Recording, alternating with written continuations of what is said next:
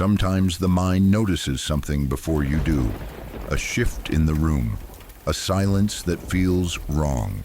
You tell yourself it's nothing because that's easier. The people in tonight's stories did the same, until they couldn't anymore. I'm Lurk. Leave a like, subscribe, and let's begin.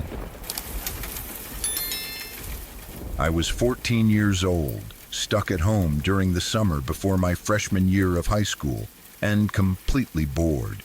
It was one of those stretches of time where the days feel endless and empty, and your mind starts looking for something, anything, to occupy itself. My parents had already gone through a messy divorce, and although I knew bits and pieces of what had happened between them, I had the sense that there were details I didn't fully understand. I think at that age, I was angry and confused in ways I didn't know how to process. Looking back now, I can admit that part of me was searching for reasons to justify that anger. One afternoon, while my mom was out, I started going through the filing cabinet she kept at home. It wasn't locked or hidden. It was just there, filled with old paperwork, bills, legal documents, and folders from years past. At the time, my motivation wasn't noble. I was hoping to find something related to my parents' divorce, something ugly or revealing that would help me fuel the resentment I already felt. Teenage logic isn't always kind or rational. As I flipped through the manila folders, most of them were boring and unremarkable. Utility bills, old tax documents, random paperwork that meant nothing to me. Then I saw one folder that caught my attention. It was labeled with a single year, 1980. I had no idea what it could be. My mom wasn't one to keep things for no reason, but I couldn't immediately connect that year to anything significant. Curious, I pulled the folder out and opened it. What I found inside was not what I expected, not even remotely. The folder was thick, packed with documents, court transcripts, police reports, medical paperwork, typed statements. As I started reading, my confusion slowly turned into disbelief and then into something heavier that I didn't yet have the words for. The documents described an incident that happened in 1980 when my mom was 23 years old. According to the reports, she had been held captive for several hours and repeatedly raped. I remember sitting there, frozen, trying to make sense of what I was reading. This wasn't gossip or rumor. This was official paperwork, evidence, records, proof. Until that moment, I had never heard this story. My mom had never mentioned it, not once. To me, she had always been strong, unbreakable, almost invincible. She was a single mother who worked hard, protected me, and carried herself with confidence. Reading about something so horrific happening to her shattered that image in a way I wasn't prepared for. According to the documents at the time, my mom lived on Balboa Island in Newport Beach, California. She shared an apartment there with a roommate.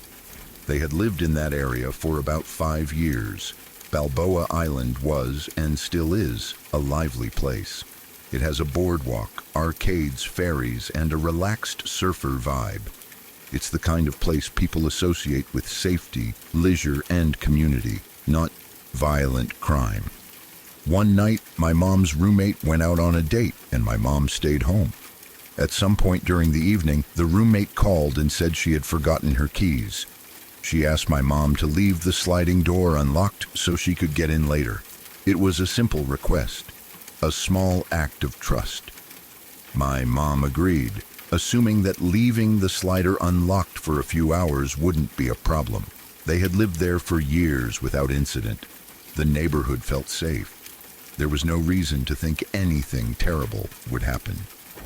Later that night, my mom went to bed. She was woken up by a man she didn't recognize straddling her, pinning her shoulders down. One of his hands was covering her nose and mouth, cutting off her ability to scream or breathe properly. She was instantly terrified, disoriented, and helpless. The reports described how he tore decorative fabric from her pillows, used it to restrain her, and forced fabric into her mouth to silence her. Over the next Several hours, he raped her multiple times. In between assaults, he moved through the apartment, gathering anything valuable he could find. He treated the space like it belonged to him, as if her presence there meant nothing. At one point, he came back and lay down next to her, continuing to assault her in different ways before raping her again. Eventually, he took her car keys and left, driving away in her vehicle and leaving her tied up and alone. The entire ordeal lasted over 3 hours. As I read this, sitting on the floor of my childhood home, I felt sick. I tried to imagine my mom in that situation, terrified, powerless, waiting in silence, not knowing if he was truly gone or if he would come back. It was unbearable. After he left, she managed to untie herself. She tried to use the phone, only to discover that he had ripped them out of the wall. With no way to call for help, she went to a neighbor's apartment. They called the police, and she was taken to the hospital.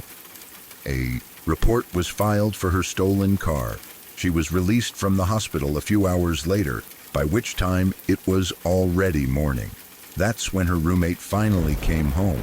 The roommate had stayed the night at her date's place and hadn't called to say she wouldn't be returning. According to the documents, she was devastated when she learned what had happened. At the time I read this, I remember feeling a deep anger toward that roommate. Even as a teenager, I couldn't understand how someone could be so careless.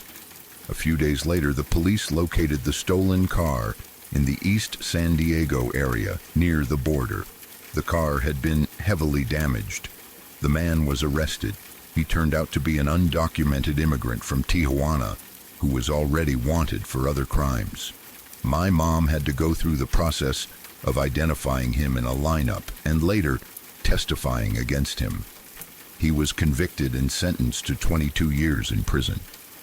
I closed the folder and just sat there for a long time. I didn't cry. I didn't move. I just stared at nothing, trying to reconcile the woman I knew with the woman described in those documents. It was terrifying to realize that my mom, the person I depended on most in the world, had gone through something so brutal and had carried it silently for decades. What surprised me most was learning that she had never gone to counseling afterward. She never became overly paranoid. She didn't install elaborate security systems or talk constantly about safety.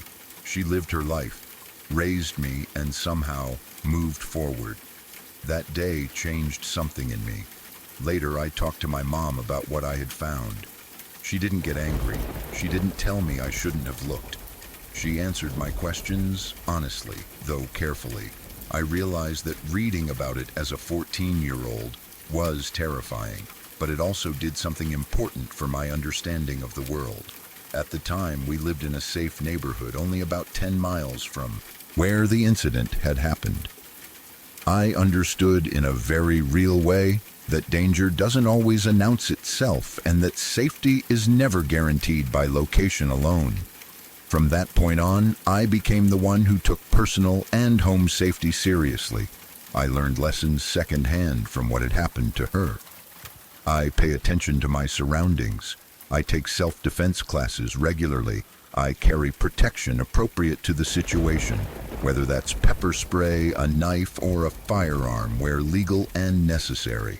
I never wear both earbuds at once. I double-check locks. I trust my instincts. I am willing to be rude, strange, or uncomfortable if something feels off.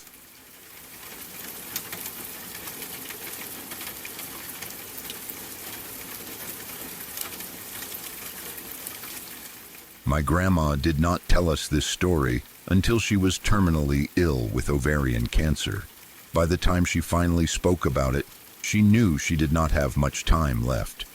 It wasn't something she ever brought up casually, and growing up, none of us had any idea that something like this had ever happened to her. She was the kind of woman who carried things quietly, the kind who focused on taking care of others rather than talking about herself. One of my uncles, Ted, was born with spina bifida. For anyone unfamiliar with the condition, it is a serious birth defect that affects the spinal cord. Depending on the severity, it can cause significant physical limitations and requires ongoing medical care. Today, there are far more treatment options and support systems available. But back in the 1960s, care for a condition like that was limited, especially in rural areas. My family is from southwestern Wisconsin, a region that is beautiful but very isolated. Small towns are spread far apart, and at that time, there were not many hospitals equipped to handle complex medical needs. Whenever Ted needed treatment, which was often, my family had to travel all the way to Madison.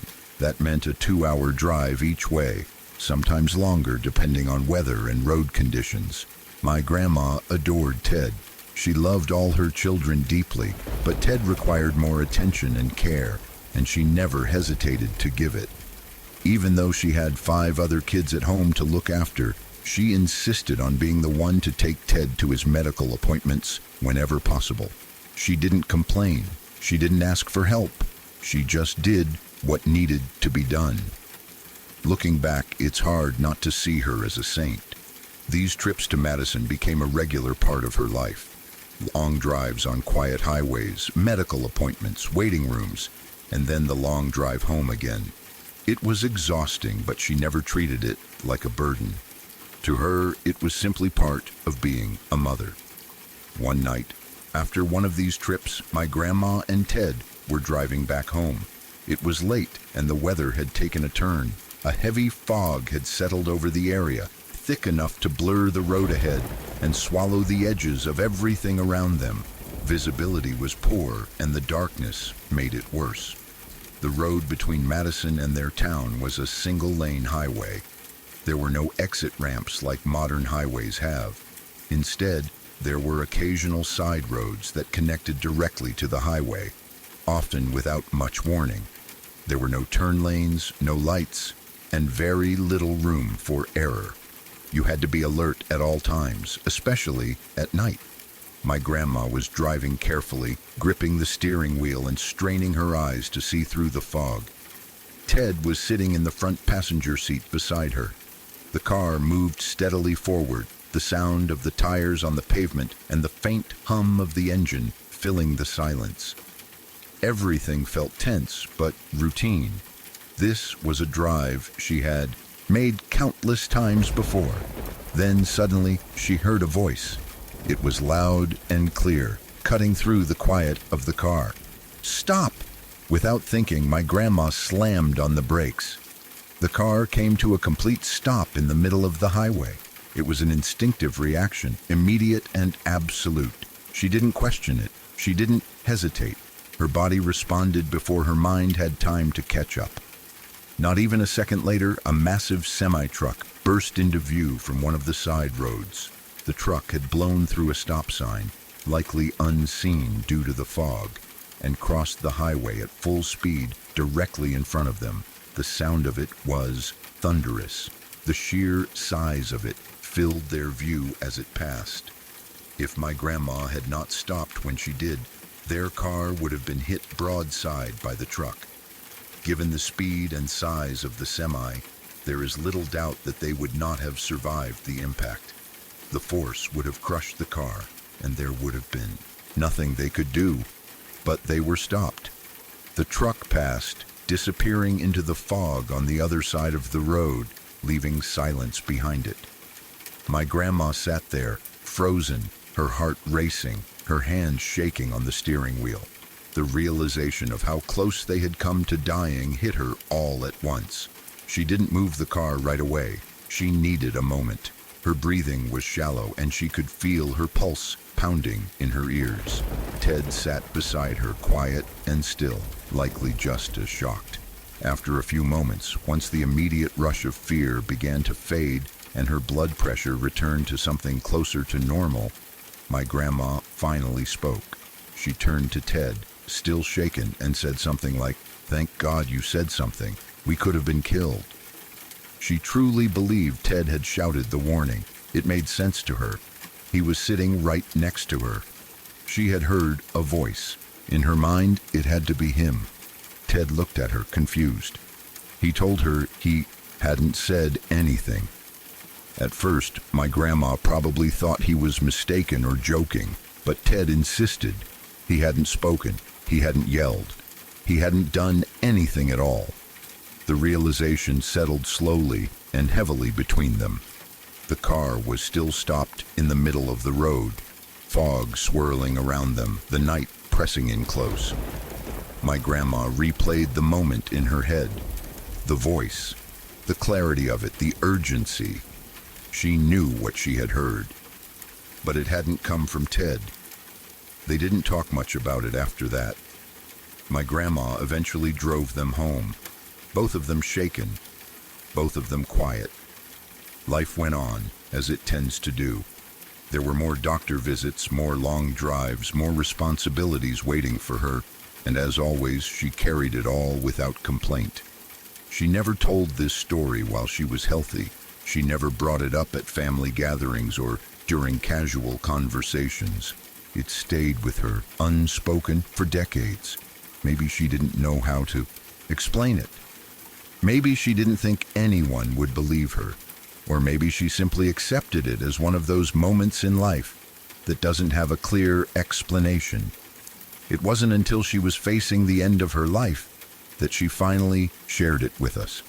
When she told it, she wasn't dramatic. She didn't embellish it or draw conclusions. She just told us what happened, exactly as she remembered it. Listening to her tell that story was unsettling, not because of the truck or the near accident alone, but because of the voice, the timing, the impossibility of it. There was no logical explanation that fit neatly, and my grandma wasn't the type of person to make things up or seek attention. She loved her family. She loved Ted. She did everything she could to protect her children, often at great personal cost. Whether the voice came from somewhere we can't understand, or whether it was some instinct so powerful it felt external, none of us can say for sure. What we do know is this: if she had not stopped when she did, my uncle and my grandma would not have lived long enough for any of us to be here listening to that story. And sometimes, late at night, when the house is quiet and my mind drifts back to her words, I still wonder who or what told her to stop.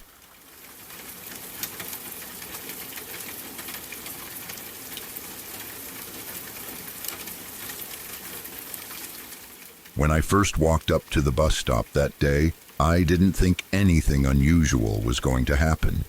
It was just another normal school morning, the kind that blends into every other one when you're that age. Same place, same routine, same group of people standing around waiting for the bus.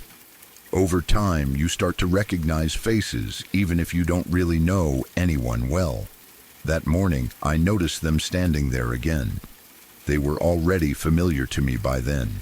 I had seen them at the bus stop plenty of times before, always together, always talking to each other in low, excited voices. I never really paid much attention to them until that day.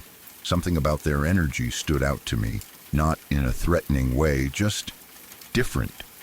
I walked over and, without much thought, asked what they were up to. The reaction was immediate. They stepped closer to me, way closer than what felt comfortable. Before I could even register how little personal space they were giving me, they started talking. Not just talking, but rambling, jumping from topic to topic without pause. It felt like being hit by a wave of words. They went on about how Jeff the Killer was so hot, saying it with complete seriousness, as if they were talking about a real person they admired. Then one of them started talking about which Ninja Turtle they were, explaining it like it was an established fact of their identity. Another one jumped in with something about Pinkie Pie from My Little Pony. The conversation was chaotic, fast, and completely one-sided. I barely had time to respond, let alone contribute anything meaningful. Every time I tried to speak, one of them would cut me off or switch to another topic. What struck me the most wasn't just what they were talking about, but how they talked about it. They didn't frame these characters as stories or shows they enjoyed. They spoke about them like close friends, like people they knew personally, people they met regularly. It was unsettling in a way I couldn't fully explain at the time. At first, I tried to rationalize it. I thought maybe they were just really into fandoms. That wasn't unusual, especially at that age. Lots of kids get obsessed with fictional worlds, characters, and online communities. I had my own interests too, after all. But something about this felt different. It wasn't enthusiasm, it was intensity. As they kept talking, I felt increasingly uncomfortable. Not scared exactly, but deeply uneasy. There was a disconnect between how casual the situation should have been and how strange the interaction felt.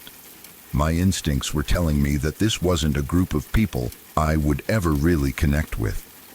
Eventually, I started to slowly back away. I didn't say much, just nodded along until there was a break in the noise and took that moment to create distance. As I walked away, a thought crossed my mind, simple and blunt. They're way too weird for me. That was it. That was the conclusion I reached. Not angry, not judgmental, just aware that whatever was going on with them didn't align with who I was or who I wanted to be around. After that, I never spoke to them again. I still saw them at the bus stop, still noticed them talking among themselves, but I kept my distance. Life went on. Days passed. Weeks turned into months. The bus stop remained just another part of the routine, something you barely think about as you count down the minutes until the bus arrives. Then the news broke. When word spread about what they had done, it hit like a punch to the chest.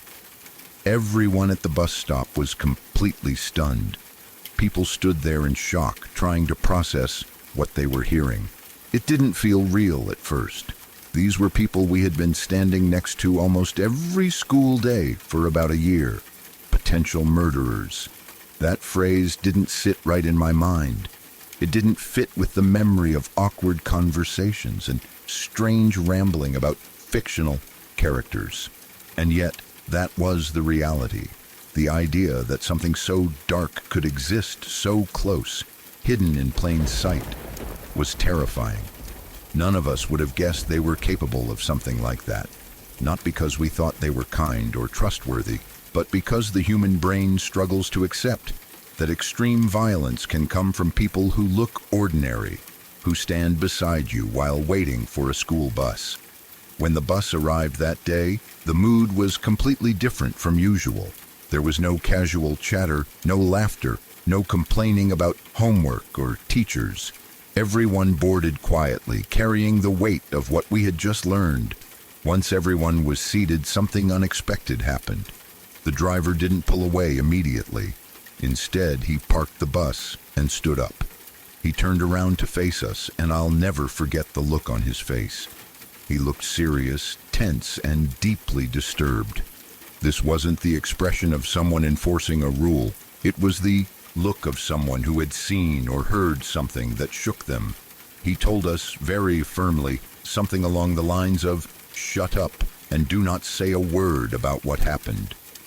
His tone wasn't angry, but it was absolute. There was no room for argument or jokes. For a brief moment, the bus was completely silent. No one moved. No one spoke. Of course, being middle schoolers, total silence didn't last long. People started whispering to each other, leaning across seats, exchanging shocked comments in hushed voices. Even though the driver had told us not to talk, we couldn't help it. We were trying to make sense of something that didn't make sense.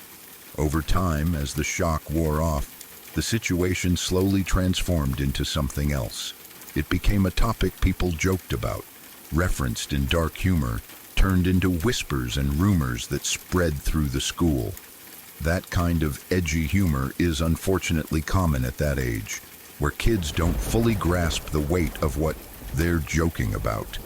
At the time, I laughed along sometimes, not because it was funny, but because that's how people cope, especially when they're young and don't know how else to deal with fear. But as I got older, the humor faded. The story stayed with me, resurfacing every now and then, when I least expected it. And with age came perspective. The more I thought about it, the more unsettling it became. I started asking myself questions I hadn't considered before. What if I had actually become friends with them? What if instead of walking away that day, I had stuck around longer, laughed along, tried to fit in? What if I had been drawn deeper into their world, their conversations, their mindset? Would I have been closer to them when everything happened? Would I have been the victim instead? Those thoughts are hard to sit with. There's no clear answer, and maybe that's for the best. But the realization that a single, small decision, choosing not to engage, choosing to walk away because something felt off, might have mattered, is chilling.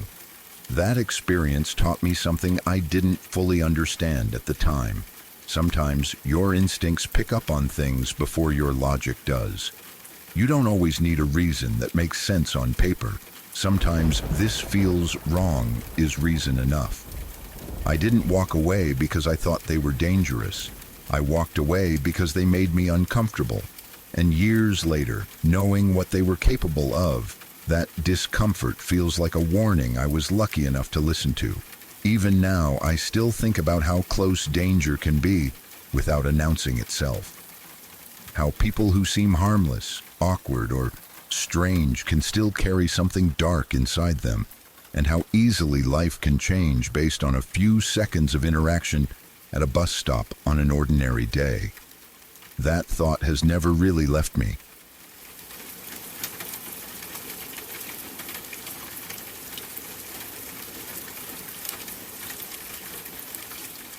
Many years ago, a group of us went out drinking on a Friday night in a small town in Wales.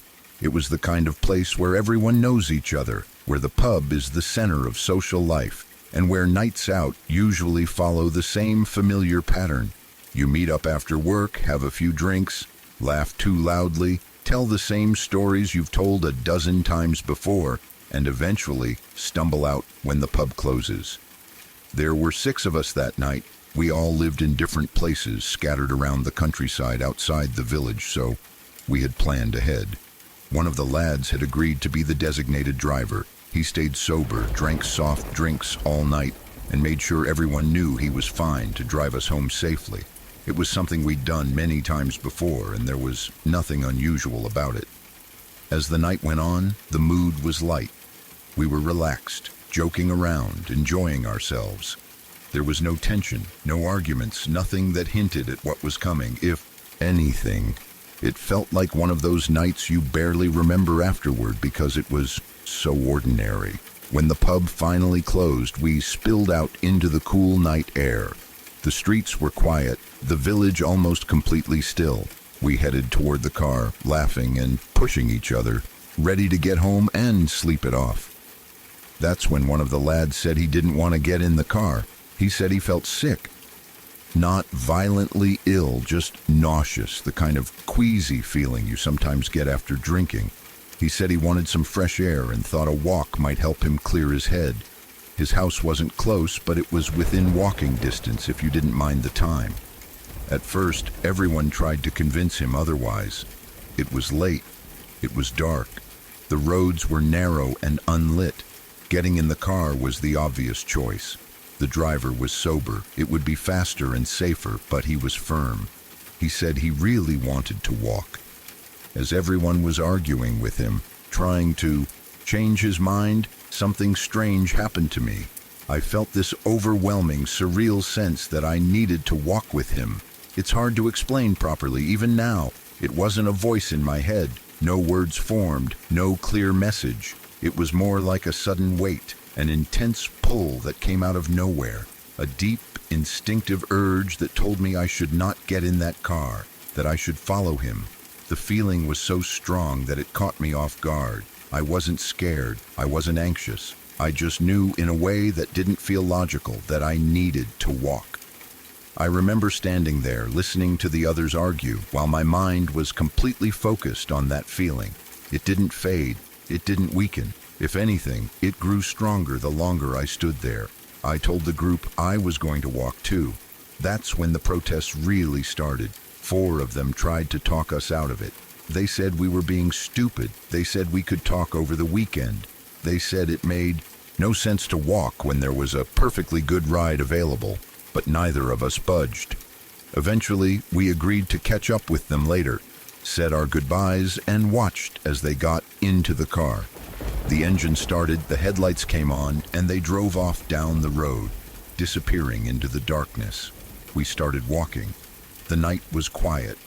The air felt cool and damp, the kind of chill that settles in after midnight.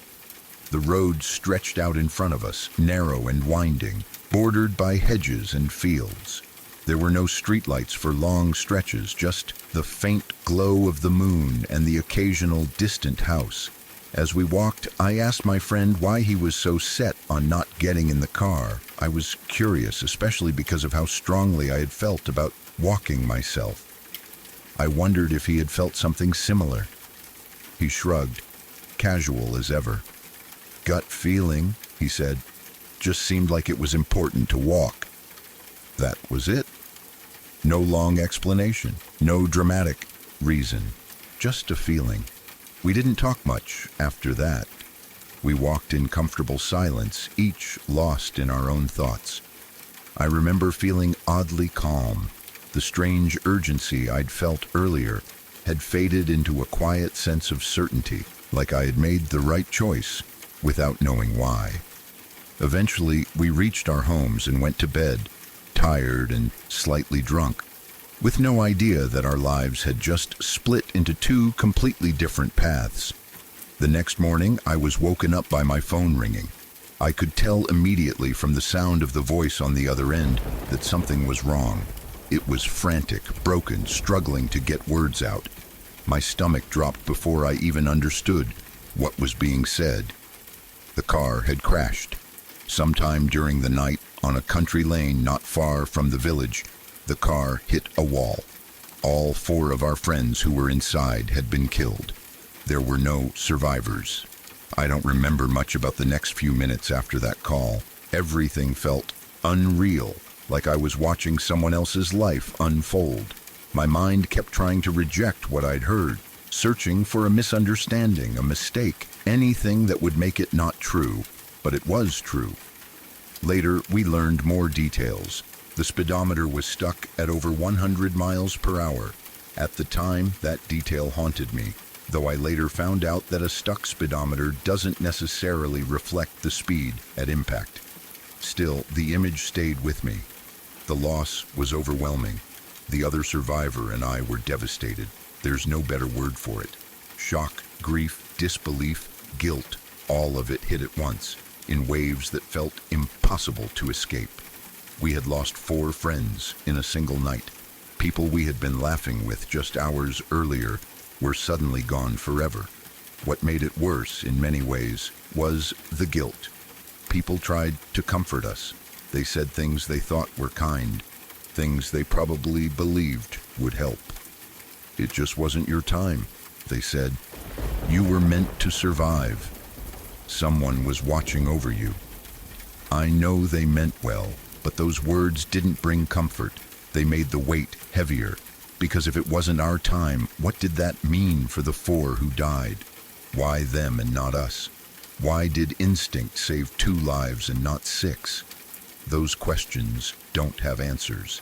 For a long time, I replayed that night over and over in my head.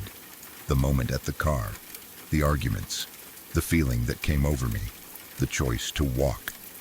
I wondered what would have happened if I had ignored that feeling, if I had laughed it off and gotten in the car like everyone expected me to. The truth is simple and terrifying. I wouldn't be here. That realization changed me. To this day, I listen to my instincts in almost everything I do. I don't ignore that quiet pull anymore. I don't brush off gut feelings just because they don't make logical sense in the moment. I've learned that instinct doesn't always come with explanations, and it doesn't ask permission. I still can't explain why I felt what I felt that night. I can't explain where it came from or why it appeared so suddenly.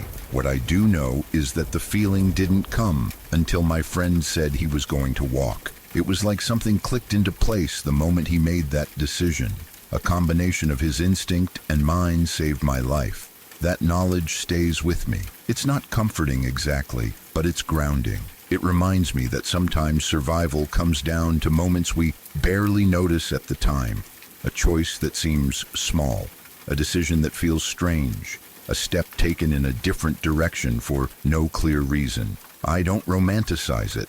I don't see it as fate or destiny in some neat, reassuring way. What happened was tragic and unfair, and nothing about it feels balanced or just. But I am still here.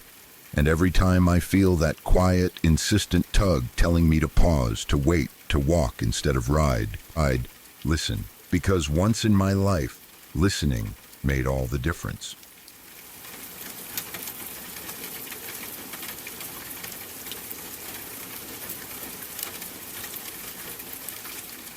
There was a story not too long ago that stayed with me long after I first heard it. It wasn't a ghost story or something supernatural, but it was horrifying in a very real, very modern way. It was about an innocent man who lost his life because of something called swatting, and the sheer stupidity and cruelty behind it made the entire situation feel almost impossible to accept. For anyone who isn't familiar with the term, swatting is when someone makes a false report to the police, usually claiming a serious violent crime is taking place, in order to get a heavily armed police response sent to a specific address. The goal is to have SWAT teams or large groups of officers storm a location under the belief that lives are in immediate danger. It's done as a prank, an act of revenge, or simply for entertainment, but it is incredibly dangerous.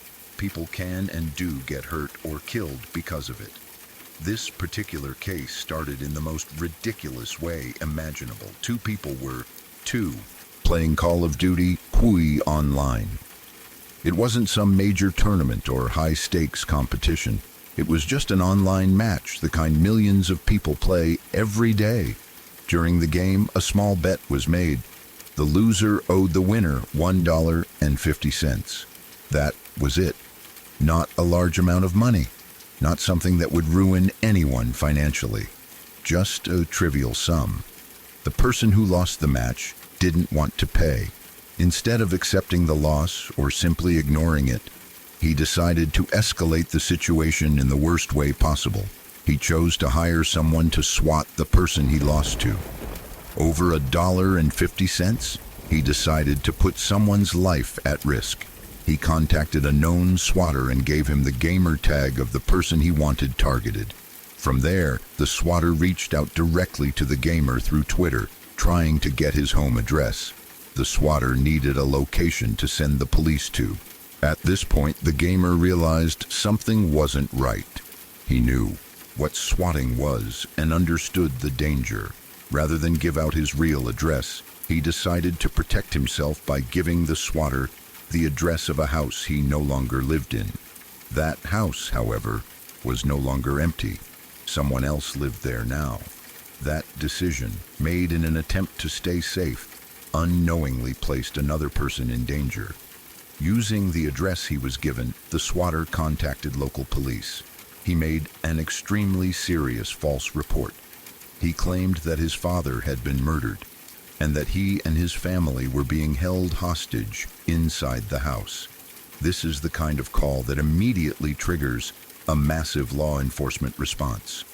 Police are trained to act quickly and decisively in situations like that because lives are supposedly on the line.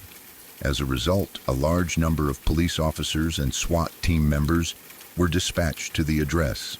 The person who lived there was a 29-year-old man named Andrew Finch. He had absolutely nothing to do with the online argument, the game, or the swatting call. He was at home, on his own property, completely unaware that his house had been turned into the center of a fabricated hostage situation. Police arrived in force.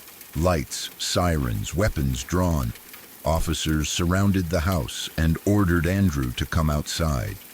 Imagine the confusion and fear of being in that situation. One moment you're at home, and the next you're being confronted by heavily armed police telling you that you are suspected of a violent crime you know nothing about. Andrew complied. He walked outside as instructed. He followed commands. At some point, his arms were lowered, and in that moment, officers fired. Andrew was shot and killed on his own property. He never posed a threat. He never committed a crime.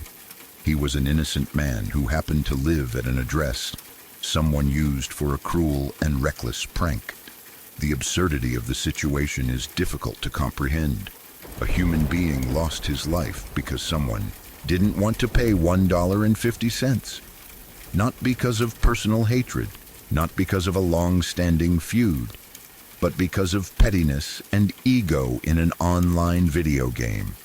The news shocked people across the country. As more details came out, the full scope of the situation became even more disturbing. The swatter involved was not new to this behavior. He had carried out similar attacks many times before, targeting people across multiple states. This wasn't a one-time mistake or lapse in judgment. It was a pattern of deliberate actions that repeatedly put innocent people at risk. The swatter was later identified as Tyler Barris, a 25-year-old man. He was eventually charged with dozens of felonies across several states due to his history of swatting incidents. The scale of the charges reflected how serious and widespread his actions had been. But no amount of charges could undo what happened to Andrew Finch. Andrew was 29 years old. He had a life, relationships, routines, plans for the future. All of that ended because of a lie told over the phone. His family lost a son, a brother, a loved one. They didn't just lose him to violence, they lost him to something senseless, something that never should have happened. What makes the story even harder to sit with is how modern and preventable it feels.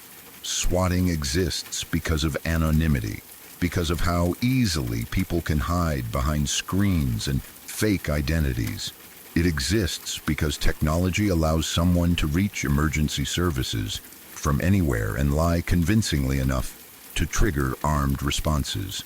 This case forced many people to confront uncomfortable questions. How should police respond to emergency calls in the digital age? How do you balance rapid response with caution? How do you prevent malicious actors from abusing systems designed to protect people? For gamers and online communities, the story hit especially hard. Trash talk, arguments, and rivalries are common in competitive games. Most people see them as harmless. But this case showed how easily those conflicts can spill into real life with devastating consequences. The gamer who originally gave the address never intended for anyone to be harmed. He thought he was avoiding danger by not giving out his real location. But even that act of self-protection became part of a chain reaction that led to tragedy. It's a painful reminder that once something like swatting is set in motion, it becomes uncontrollable. Andrew Finch didn't know any of this. He never agreed to be part of it. He simply answered his door. When people talk about this case now, there's often a moment of silence, a pause where the weight of it sinks in. The idea that your life can be ended not because of something you did, but because of a lie told by a stranger hundreds of miles away, is deeply unsettling. The phrase, "wrong place at the wrong time," doesn't even begin to cover it. At its core, this was a tragedy, caused by irresponsibility, cruelty, and the failure to understand the real-world consequences of online actions. It's a reminder that emergency systems are not toys, and that pranks involving police responses are never harmless. Andrew Finch should still be alive. Instead, his name is now forever tied to a cautionary story about swatting, about online behavior, and about how fragile the line between virtual conflict and real-world violence can be. It's a story that continues to circulate not because people enjoy hearing it, but because it serves as a stark warning of what can happen when empathy disappears behind a screen. In the end, it's not just a story about swatting. It's a story about how easily human life can be lost when systems built to protect are manipulated, and when people forget that there are real lives on the other end of their actions. And all of it started over $1.50.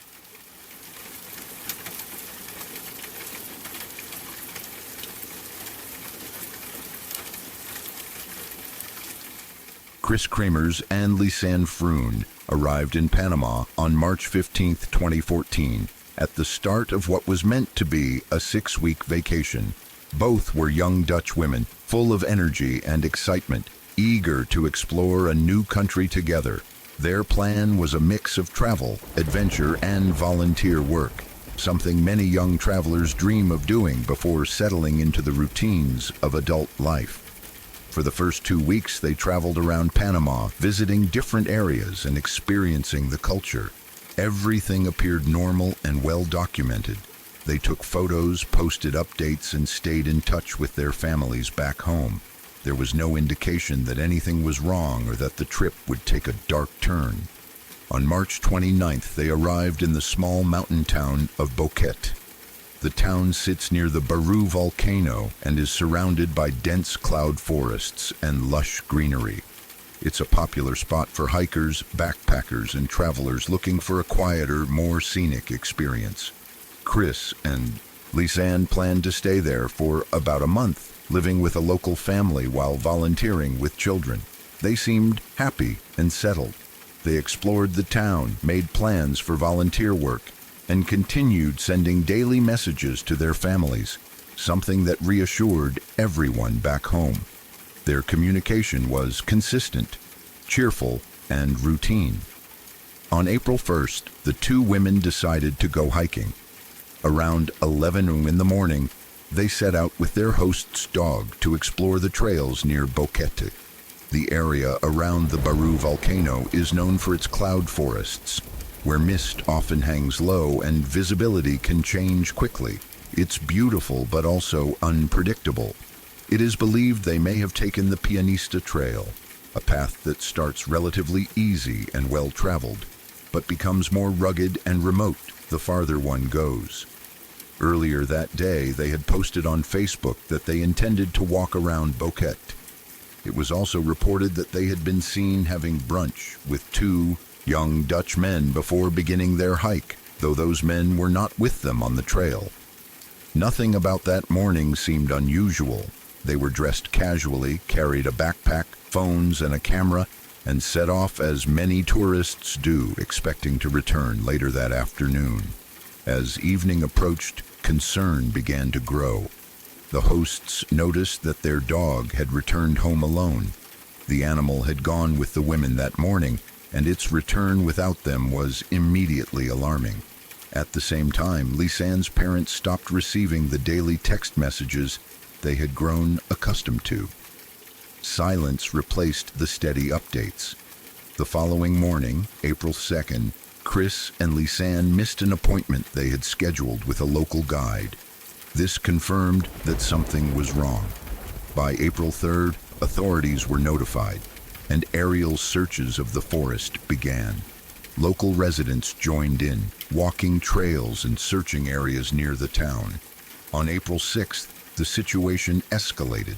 The parents of both women flew to Panama, accompanied by Dutch police, dog units, and detectives. A full-scale search of the surrounding forests began and continued for 10 days. The terrain was difficult, the vegetation thick, and the weather unpredictable. Despite extensive efforts, there was no sign of the women. Their families, desperate for answers, offered a reward of $30,000 for information leading to their discovery. Weeks passed with no breakthroughs.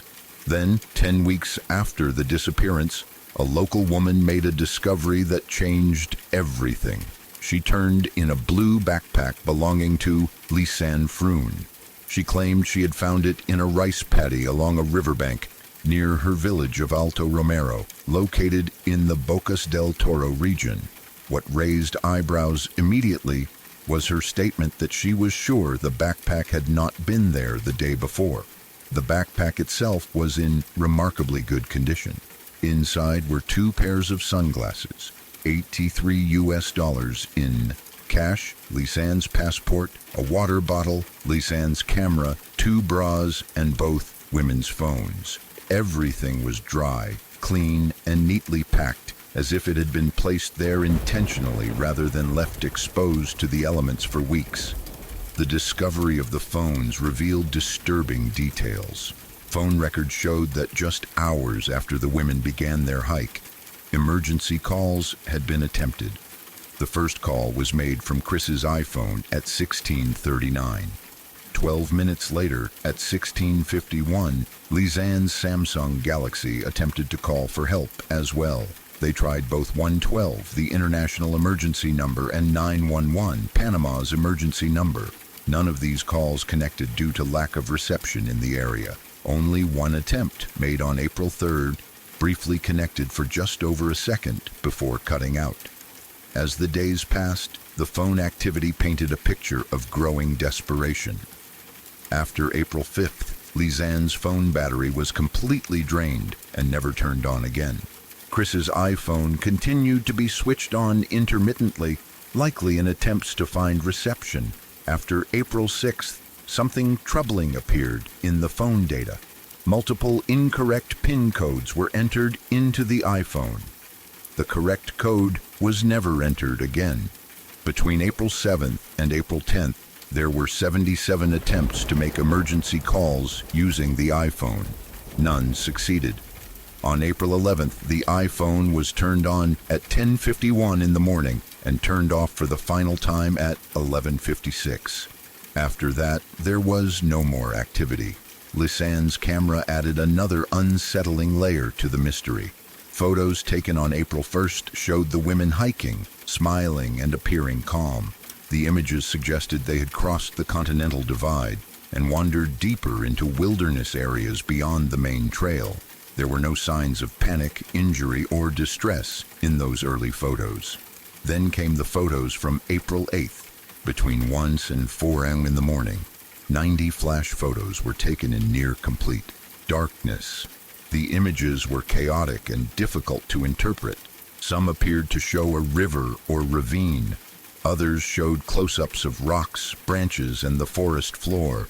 One photo showed a twig arranged with plastic bags and candy wrappers, placed on top of a rock, as if marking a location. Another showed what looked like toilet paper and a mirror on a rock. One image captured the back of Chris Kremers's head, with what appeared to be blood near her temple. Why the photos were taken and what they were meant to document remains unknown. The timing, the darkness, and the lack of clarity only deepened the mystery. Following the discovery of the backpack, search efforts shifted to areas along the Culebra River. Soon after, Chris's jean shorts were found on a rock on the opposite bank of a tributary several kilometers from where the backpack had been located. Reports initially stated that the shorts were neatly folded and zipped, though later witnesses claimed they had been found in the river itself. 2 months later, closer to the location of the backpack, human remains were discovered. A pelvis and a boot containing a foot were found along the riverbank. Over time, at least 33 bones were recovered, scattered across the same area. DNA testing confirmed the remains belonged to Chris Kremers and Lisanne Froon. The condition of the bones raised more questions. Some of Lisanne's bones still had skin attached to them, while Chris's bones appeared bleached. A Panamanian forensic anthropologist later stated that under magnification there were no visible scratches or marks on the bones. There was no evidence of animal bites, tool marks, or trauma of any kind. No clear cause of death was ever established. The official conclusion suggested the women likely became lost, injured, and eventually succumbed to the harsh environment. But many questions remain unanswered. The emergency calls, the incorrect PIN entries, the nighttime photographs, the condition and placement of their belongings, and the state of the remains continue to fuel debate. To this day, the disappearance and deaths of Chris Kremers and Lisanne Froon remain one of the most unsettling modern mysteries involving travelers. It is a case that blurs the line between tragic accident and unanswered questions, leaving behind fragments of evidence that tell parts of a story, but never the whole thing. What began as a hopeful journey ended deep in the Panamanian jungle, leaving behind silence, photographs taken in darkness, and a trail of unanswered questions that still haunt those who try to understand what truly happened. Sorry to interrupt. If you're new here, I'd appreciate it if you subscribe to Shadow Archives for daily true horror content that will haunt your dreams and keep you wondering what lurks in the shadows. And don't forget to tap the notification bell so you never miss a new story when the darkness calls out to you. A while back, a few friends and I decided to climb a mountain that sat out in the middle of nowhere. It wasn't a well-known place or a tourist spot, just one of those locations locals talk about but don't really go to. We were teenagers, bored, restless, and convinced that anything remote automatically meant adventure. One of my friends drove us there in her car, and at the time, none of us thought much about the risks. It was mid-May, a time of year when everything should feel alive. Trees were supposed to be green, bugs loud, birds everywhere. The day had started normally enough, but as we drove and began climbing higher, something felt off. The sun was setting much faster than it should have. It was only around 5 in the evening, and yet the light was fading rapidly, as if someone was dimming the world. At first, we joked about it. Maybe the mountain blocked the sun earlier. Maybe we were just imagining things.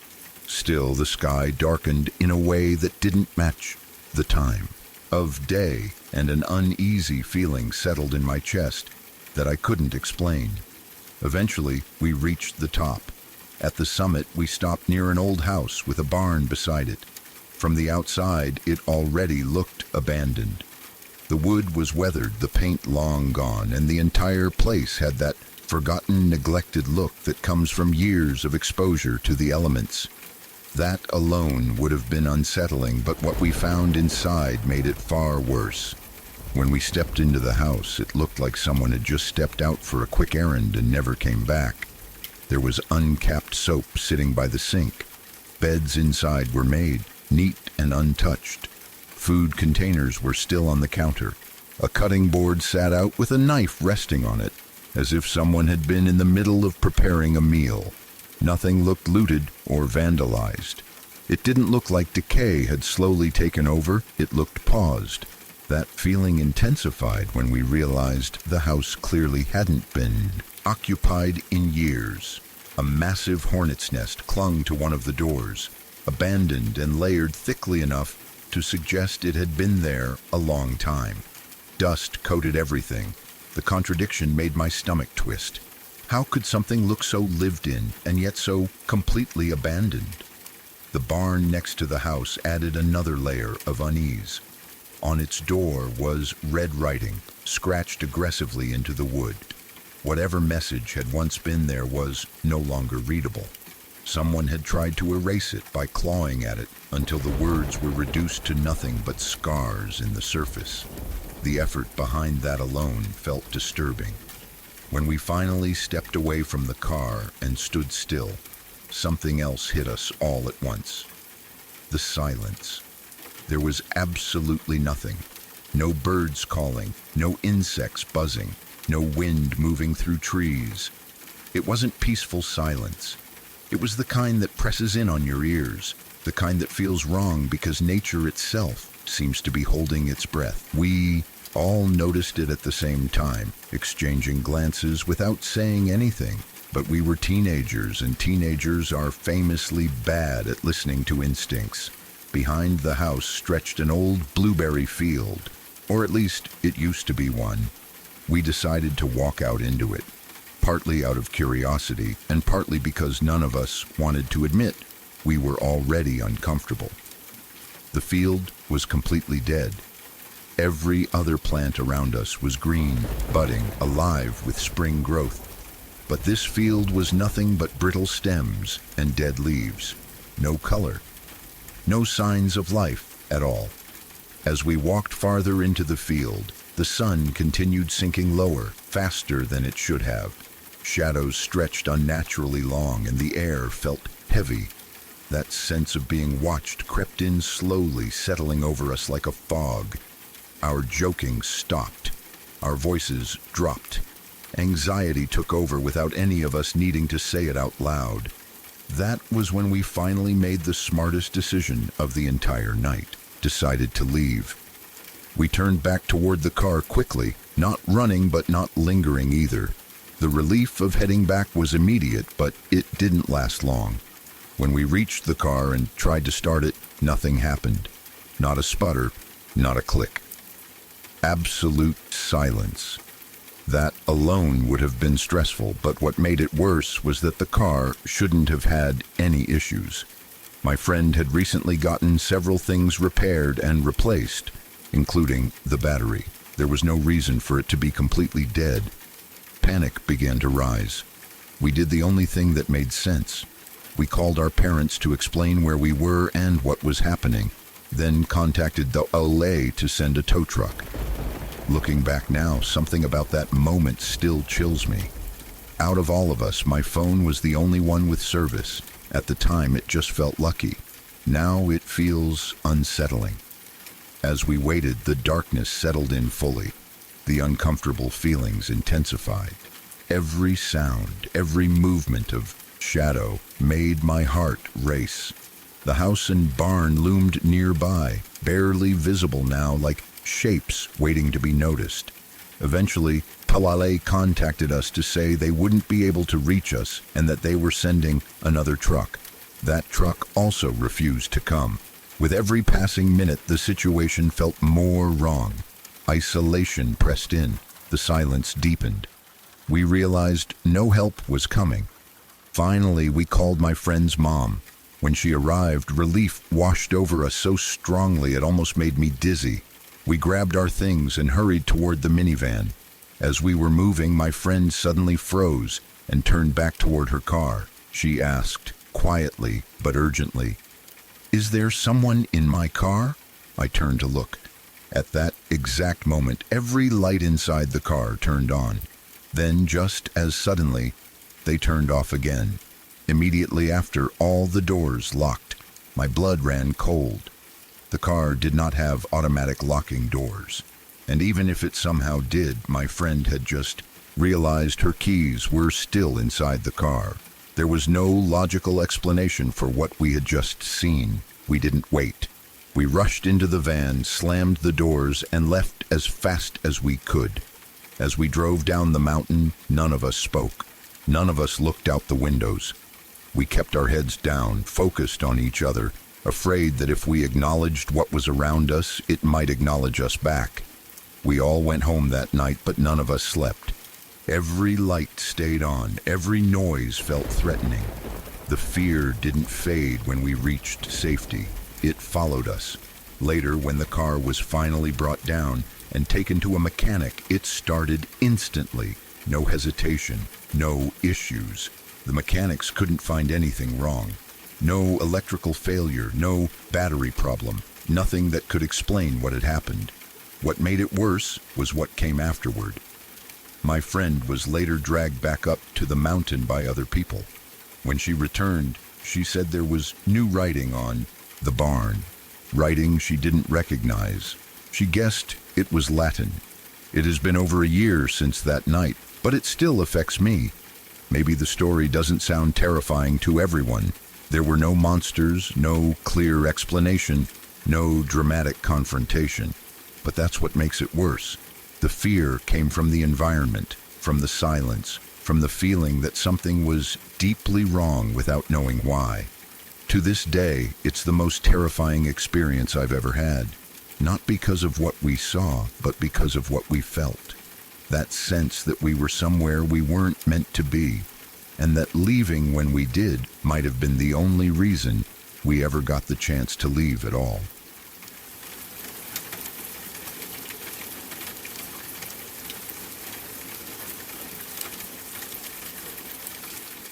I learned to hunt on my family's farm in Iowa, where hunting wasn't something you casually picked up later in life. It was part of how you grew up. From a young age, I helped build tree stands by hand, hauling lumber through fields and along tree-lined creeks, placing them where deer naturally moved. Those creeks were everything. They provided cover, water, and predictable travel paths. If you understood how animals moved along them, you had an advantage. My dad was absolutely firm about one rule above all others. You did not walk to your hunting spot when it was legal to hunt. You got there hours before. Deer movement happened at dusk and at dawn, and if you were crunching leaves or breaking sticks during those times, you were already doing it wrong. You were supposed to be settled in, quiet, and part of the woods long before the animals started moving. That lesson was drilled into me so deeply that it became instinct. I carried that knowledge with me as I got older, and it served me well. I usually had decent success, not because I was some exceptional hunter, but because I respected preparation and timing. I trusted the routine and the patience it required. As a young adult, I moved to Georgia. It was a big change from Iowa in almost every way, including the land itself. The terrain was thicker, greener, more tangled. After settling in, I decided to go hunting in one of the massive wildlife management areas in the state. These places are enormous, the kind of land where you can walk for hours and feel like you've barely scratched the surface. Before hunting, I went out to scout. I did what I had always done, walking the area during the day, paying attention to water, trails, and terrain. During that scouting trip, I found a small river running near a gravel road. Vehicles weren't allowed on that road, which immediately made it appealing. Less traffic usually means less human disturbance, and that often means better animal movement. I followed the river for a while and figured I would come back that weekend and pick a spot along the creek. I tied a ribbon on a tree to mark where I planned to leave the road and drop down toward the water. Everything felt straightforward and familiar. On the morning of the hunt, I parked in the designated lot and started walking toward the spot I had chosen. It was around 2 in the morning. I used my flashlight sparingly, clicking it on only when I needed to make sure I was still on the road. Even though I had scouted the area in daylight, it looked completely different at that hour. Shapes felt distorted, distances felt longer. The woods swallowed sound in a way that made everything feel closer and farther at the same time. After about 30 minutes of hiking down the gravel road, I saw what I thought was the ribbon I had tied earlier. Seeing it was reassuring. It meant I hadn't missed my mark. I turned off the road and carefully made my way down the slope toward the river. As I reached the bottom, I noticed a stacked stone area that immediately stood out. It was almost perfect. 3 sides of stone forming a natural enclosure, with an open front facing the direction deer would likely travel. It looked like a ready-made ground blind. You couldn't design something better if you tried. I quietly set up there and settled in. The air was damp and cool. The woods felt heavy but alive. For hours I could hear movement, deer and other animals moving between me and the river, leaves rustling, footsteps brushing through undergrowth. It was constant, and it made me confident. I remember thinking that this was exactly what you hope for when you hunt. Everything felt right. As the sky slowly began to lighten and my eyes adjusted enough to start picking out details, the sounds of deer moved farther away. That didn't concern me. I knew that once daylight arrived, movement often slowed and became more scattered. It was just becoming legal hunting hours, and I settled into the waiting game, prepared to sit as long as needed. With more light came more awareness of my surroundings. I began to notice that the ground around me was completely trampled and muddy. The undergrowth had been mashed down by footprints, leaving bare earth exposed. The stone area I was sitting in was about 8 feet by 8 feet, almost like a small grotto. It didn't feel random anymore, it felt used. Then I noticed something near my feet. There was a strip of yellow plastic partially buried in the mud. At first I didn't think much of it. It looked exactly like the material we used back home when I worked as a lineman. We always called it caution tape. It was dirty, flattened, and looked like it had been there a while. I glanced behind me and thought maybe this stone area had been marked as unsafe at some point, maybe unstable or collapsing. But the tape wasn't stretched or tied to anything. It was just lying there, mostly covered in mud, and I wasn't inside a structure anyway. Even if something shifted, I figured I'd be fine. So I ignored it. I stayed there for several more hours. Eventually, probably around 7 or 8 in the morning, I decided it was time to move. The woods had gone quiet, and I figured I might find a better location farther along the creek. I gathered my gear carefully and made my way back up toward the gravel road. On the way up, I noticed a narrow path I hadn't seen earlier in the dark. It led me back to the road more directly. As soon as I stepped onto the gravel, something off to the side caught my eye. There was a large pile of items lying near the road. They were soaked from rain, darkened, and heavy. As I got closer, my stomach tightened. They were stuffed animals, small toys, handmade signs, notes, trinkets. Everything looked like it had been placed there intentionally, but weather and time had taken their toll. The colors had bled. Marker ink ran down the paper. Most of the writing was unreadable, except for one note. That one was still clear enough to read. It was a memorial for a young boy. The note explained that he had been murdered in those woods, and that his body had been found there. The realization hit me slowly at first, then all at once.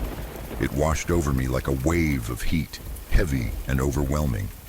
My mind raced backward through the morning, replaying everything. The yellow plastic strip wasn't caution tape, it was police tape. Police line, do not cross. The stone grotto where I had been sitting for hours wasn't just a convenient natural blind. It was the exact spot where a child's body had been found. I stood there, frozen. A full-body shiver ran through me, intense and uncontrollable, lasting a good 15 seconds. It wasn't the sharp fear of immediate danger. It was something deeper, a crushing awareness of where I had been, of what had happened there, of how unknowingly close I had been to something unimaginably tragic. All the details from earlier suddenly felt different. The silence in the woods, the trampled ground, the unnatural stillness.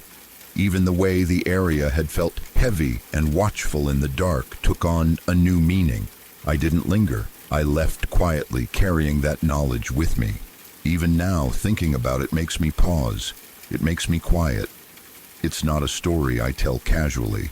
I wasn't frightened in the way people usually think of fear, but the weight of it settled into me afterward and never really left. When I think back on that hunt, I don't remember the planning or the early morning hike. I remember the realization, the slow understanding that crept over me and then hit all at once. The knowledge that the woods don't just hold animals and trails, they hold memories, sometimes terrible ones.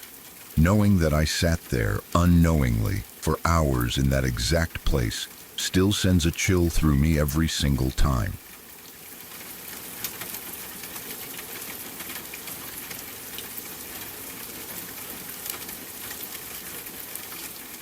I grew up in a small town in Washington State, not far from the Oregon border and relatively close to Portland, but still surrounded by massive stretches of evergreen forest. It was the kind of place where trees seemed endless and the woods always felt close, even when you were standing in the middle of town. The town itself was small in a way that's hard to explain to people who didn't grow up like that. You knew everyone, not just faces, but names, first and last names.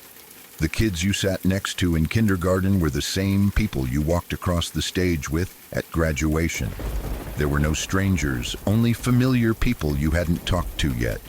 Because of where we lived, the forest was always part of our lives. We grew up hiking, messing around on trails, building forts, and hearing stories about what might be out there. Some of those stories were jokes, some were local legends, and some were the kind of things adults talked about quietly when they thought kids weren't listening. The woods were beautiful, but they were also big enough to feel intimidating if you really thought about it. When we were sophomores in high school, a group of us decided it would be a great idea to go on a minimalist camping trip. We were teenagers full of confidence and not much sense. The idea was to pack light, hike deep into the woods, and camp somewhere truly remote. No established campground, no facilities, no other people around. Just us, our gear, and the forest. We used Google Earth to scout a location. We zoomed in and out, looking for a spot that seemed far from roads and towns. Eventually, we picked a place that looked perfect. It was about 20 miles from the closest road, surrounded by dense forest in every direction. At the time, that distance felt exciting, like proof that we were doing something bold. We didn't think much about what it actually meant to be that far from help. We packed our bags, loaded into our cars, and drove out toward the area. Southwest Washington can feel like true wilderness once you get off the main highways. Roads narrow, pavement turns to dirt, and cell service disappears without warning. As we drove deeper and deeper, everything felt more isolated. About 10 miles down a dirt road, we passed a sign that caught our attention. It read, "Property patrolled by armed guards." We all laughed. To us, it sounded dramatic, like something a paranoid landowner would put up to scare people away. We joked about some hermit living out there who didn't want company. Instead of turning around, we decided to drive a while past the sign so we wouldn't bother whoever owned the land. Eventually, we parked the cars, unloaded our gear, and got ready to hike. By this point, we were incredibly far from anything familiar. Later, we estimated we were nearly 100 miles from the closest post office. At the time, that detail didn't scare us. It just made us feel tougher, more adventurous. We started hiking, did packs on our backs, joking loudly and laughing about everything. Like most teenagers, we filled the silence with nonsense. We made jokes about Sasquatch, pretending every snapped twig was proof that something was watching us. None of us truly believed it, but it was part of the fun.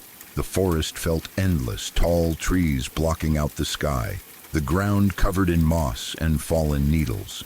After walking about half the distance, roughly 10 miles in, everything changed. We came across something that stopped us in our tracks. Stretching through the forest ahead of us was a brand new chain-link fence topped with barbed wire.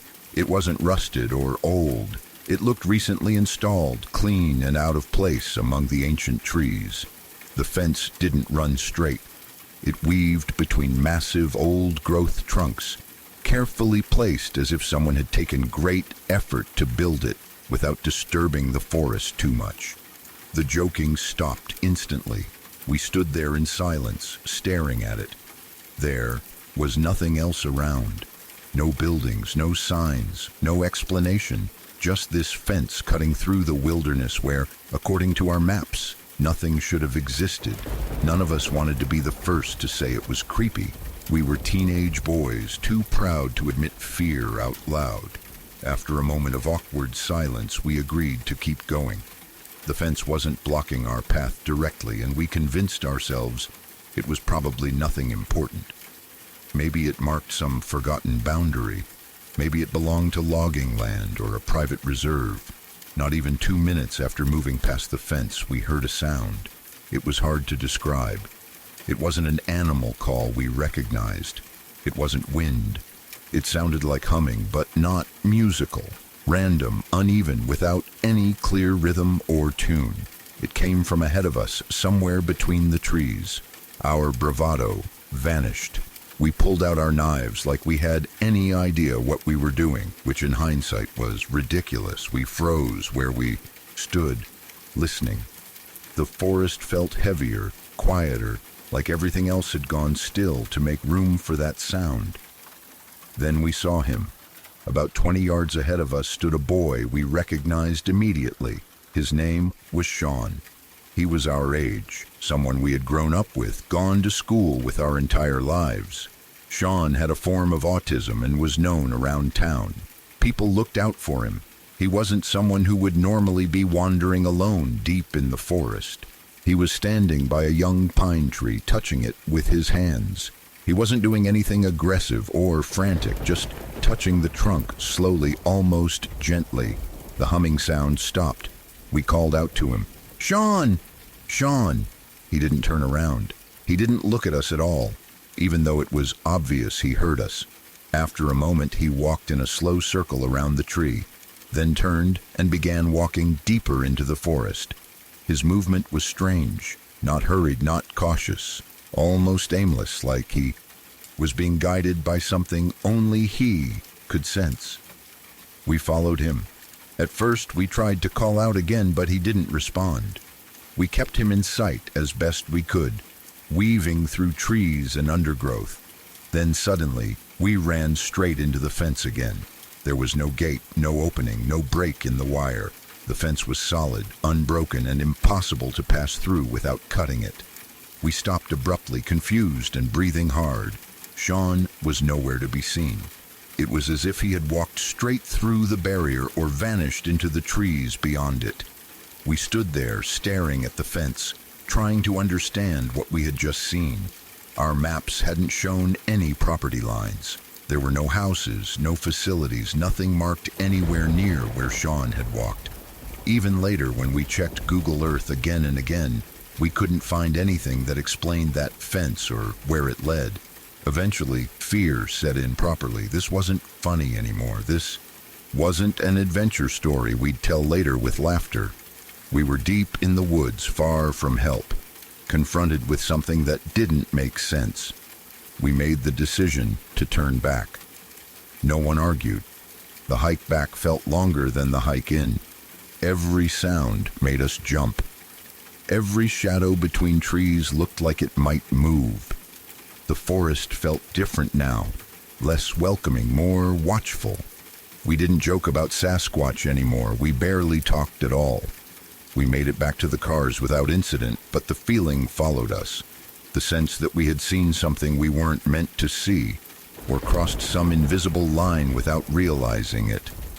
To this day, none of us can explain what happened to Sean that day. We don't know how he got there, why he was there, or how he disappeared beyond that fence. We can't find any record of a house, a facility, or even a clear property boundary in that area. The fence remains a mystery, as does whatever lay beyond it. As I've gotten older, I've thought about that day many times, about how confident and careless we were, about how the forest can hide things in plain sight, and about how sometimes the most unsettling experiences aren't loud or violent, but quiet, confusing, and impossible to explain.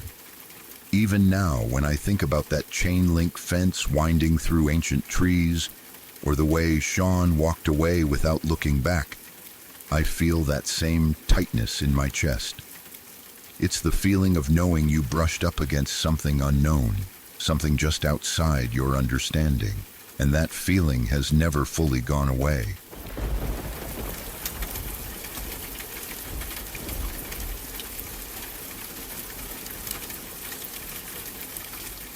I grew up believing that truly horrifying things happened far away from you, to other people in other places.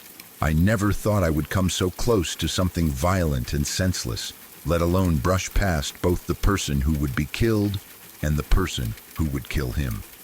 But one night, in a completely ordinary place, that illusion disappeared forever. This happened in 1994 in Anchorage, Alaska. At the time, I was young, just living my life, doing normal things with friends, never imagining that an ordinary stop for coffee would turn into something that stayed with me for decades. That night, a friend and I were at a local coffee shop. It wasn't a bar or a sketchy place, just a normal spot people went to hang out, talk, and relax. We were waiting to use the bathroom. There was only one restroom and someone was already inside. It was taking a while, but neither of us thought much of it at first. Places like that are always busy, and sometimes you just have to wait. While we stood there, a man started talking to us. He said he was waiting for his friend who was inside the bathroom. He immediately gave off a strange energy, not aggressive exactly, but off. He seemed a little tipsy, maybe drunk, and he was trying too hard to engage us. At one point, he started asking to see our driver's licenses. He said he didn't believe we weren't 21. The way he said it didn't feel official or playful, just intrusive. We laughed it off at first, assuming he was just being weird or trying to flirt. We told him no, that we weren't showing him anything. Instead of backing off, he pushed harder. He kept insisting, kept questioning us, and then actually pulled out his own license to show us. That moment stuck with me more than I realized at the time. His name registered in my head because everything about him felt wrong. The way he spoke, the way he watched us, the way he ignored our discomfort. It wasn't just annoying, it was unsettling. Finally, the bathroom door opened. The man who stepped out looked completely different from the one who had been talking to us. He was barely able to stand. He looked drunk in a way that was more than casual intoxication. He was unsteady, pale, and disoriented. Instead of leaving the bathroom, he turned right back around toward the sink. I remember thinking how badly I needed to pee. I was uncomfortable, but I also assessed the situation quickly. My friend was right outside. The main counter of the coffee shop was nearby. The man could barely keep his balance. I figured I could use the bathroom quickly, keep an eye on him, and leave without any trouble. So I went in. The bathroom was small, and the state of it immediately told me how drunk he really was. The toilet seat was splattered with pinkish urine. I had to wipe it down myself. I didn't sit. I hovered, trying to be quick, while staying aware of everything happening around me. The man was at the sink, fumbling with his hands, trying to wash them, but not really succeeding. He didn't speak to me. He didn't approach me. At one point, he looked over and gave me a goofy, unsteady smile. That was it. No words, no movement toward me, just that smile. I finished as fast as I could and left the bathroom. Outside, my friend looked shaken. She told me that while I was inside, the man with the license had gotten even pushier. He kept asking where she lived. He wouldn't drop the license thing. He was standing too close. At that point, both of us felt uncomfortable enough that we decided to leave the area and go back to the larger group of friends we had come with. We brushed it off as a weird encounter, unpleasant, but nothing more. People like that exist everywhere, or so we thought. Not long after, we learned the truth. After leaving the coffee shop, the man who had been in the bathroom was murdered. The person who killed him was the same man who had been showing us his license, the man who had just met him, the man who had been asking us invasive questions and refusing to take no for an answer. We were likely the last people to see the victim alive. That realization hit me like a physical blow. Suddenly, every detail replayed itself in my mind. The drunk man barely able to stand, the strange calmness of the other man, the way he fixated on us, the insistence, the questions, the license, the name. It occurred to us later that the man with the license may have been looking at us as potential victims. The thought still makes my stomach turn. If circumstances had been slightly different, if we had been alone, if we had engaged him more, if we had gone somewhere else, what would have happened? Later, we learned that when questioned by police, the killer said he had an irresistible impulse to kill someone. That phrase has stayed with me ever since. The idea that someone could walk into a public place, talk casually to strangers, and be carrying that kind of urge inside them is terrifying. The killer's name was Ray E. Rice. The victim never had a chance. For a long time after that, I couldn't stop thinking about the man who was killed. I remembered how drunk he was, how vulnerable, how he could barely stand. I kept wondering if I should have done something. if I should have helped him, if I should have made sure he got home safely, if I could have said something to someone, anyone, that might have changed what happened next. Guilt has a way of rewriting memories. It tells you that you should have known, should have acted, should have seen the future. But the truth is, at the time, I didn't know. I couldn't have known. None of us could. Still, that knowledge doesn't erase the feeling. It messed me up for a while. I became hyper-aware of people's behavior, of vibes, of small details. I learned that danger doesn't always announce itself loudly. Sometimes it stands in front of you, smiling, holding out a driver's license, pretending to be friendly. What haunts me most is that despite how bad my memory usually is, I remember exactly what both men looked like. Their faces are burned into my mind in a way that ordinary memories aren't. I can still see them clearly, even now, decades later. That night taught me something I wish I had never learned so personally. Violence doesn't always come from rage or chaos. Sometimes it comes quietly, disguised as casual conversation, hidden behind small talk and social norms. And sometimes you don't realize how close you were to it until it's already too late.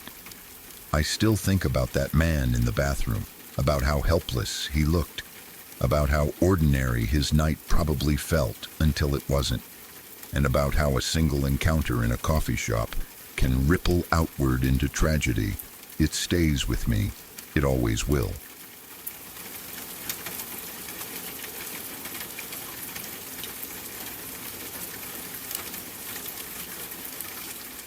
I was living in an apartment at the time, one of those places that technically had a small grassy area outside, but wasn't really useful for anything. It was just a patch of grass, more decorative than practical. My dog, a stubborn little beagle, refused to use it. No matter how long I stood there or how late it was, he wouldn't do his business there. Because of that, every night I had to walk him a little way through the neighborhood. It was a quiet area, mostly houses and a few apartment buildings. Nothing fancy, nothing obviously dangerous. I had lived there long enough to feel comfortable. I knew the streets, recognized a few neighbors, and had never had any real problems. Walking my dog at night was just part of my routine. One night, I took him out around 8 in the evening. It wasn't very late, but it was already dark. The streetlights were on, casting that yellowish glow that makes everything feel half asleep. I had only walked about 2 houses down the street when I felt something change. There was no sound, no clear reason, just a sudden sharp feeling in my stomach that something was wrong. I stopped and turned around. Right behind me was a man. He was close, much closer than he should have been. He had his jacket hood pulled up, and his face was mostly in shadow. What scared me the most wasn't just that he was there, but how quiet he had been. My dog hadn't reacted at all. No barking, no pulling on the leash, nothing. It was like the man had appeared out of nowhere. For a split second, we just looked at each other. I didn't wait to see what he would do. I turned around and ran. I pulled my dog along with me, my heart pounding so hard I could hear it in my ears. I didn't scream. I didn't think. I just ran straight back toward my apartment. As I rounded the corner to my building, I glanced back. He was still standing there, watching me. He didn't chase me. He didn't shout. He just stood there, still and quiet, staring. In that moment, a terrifying realization hit me. He now knew exactly where I lived. I got inside, locked the door, and tried to calm myself down. I told myself maybe it was nothing. Maybe he was just another person walking through the neighborhood. But deep down, I knew that wasn't true. The way he had been so close, the way he hadn't made a sound, the way he had just watched me run. That night, I barely slept. For the next week, every little noise made me jump. I kept checking the locks, looking out the windows, listening for footsteps outside. I changed when I walked my dog, tried to go earlier, tried to bring someone with me when I could. Still, the feeling of being watched never really went away. About a week later, something happened that confirmed my fear. I woke up in the middle of the night to my dog howling. Not barking, not whining, but full-on howling like I had never heard before. His little beagle head was thrown back and he was losing his mind. That alone scared me. He was usually a calm dog. He didn't react like that for no reason. As I sat up in bed, I heard it. Someone was trying to get into my apartment. I could hear the door handle moving. The sound of someone testing it, pushing, pulling. My entire body went cold. I stayed completely still, listening, barely breathing. After a few seconds, the noise stopped. Then I heard footsteps. Whoever it was moved to the next apartment. I jumped out of bed, turned on every light in the apartment, and grabbed my phone. I started calling everyone I knew, friends, family, anyone who might answer. I also called the police, my voice shaking as I tried to explain what was happening. The police came and checked the area, but they didn't find anyone. No signs of forced entry, no suspect, nothing. They told me to keep my doors locked and call again if it happened. That night was one of the longest nights of my life. I sat awake with the lights on, my dog pressed against me, jumping at every sound. Even after the police left, I didn't feel safe. I felt exposed, like my apartment wasn't a barrier at all. Another week passed. Then my roommate came home one day with news that made my stomach drop. She told me that a police officer had spoken to her. Apparently, they had found a man hiding in bushes outside a nearby house, a house where some young girls lived. He had been watching the place, waiting. The police believed it was the same man connected to the other incidents in the neighborhood. They arrested him. He went to jail. After that, I never saw him again. But even though he was gone, the fear didn't disappear right away. For a long time, I couldn't walk my dog at night without feeling my heart race. I checked behind me constantly. I listened for footsteps. I trusted my instincts in a way I never had before. That experience taught me something important. Sometimes danger doesn't announce itself. Sometimes it doesn't come with noise or warning. Sometimes it's just a feeling, a sudden sense that something isn't right. And sometimes listening to that feeling can make all the difference.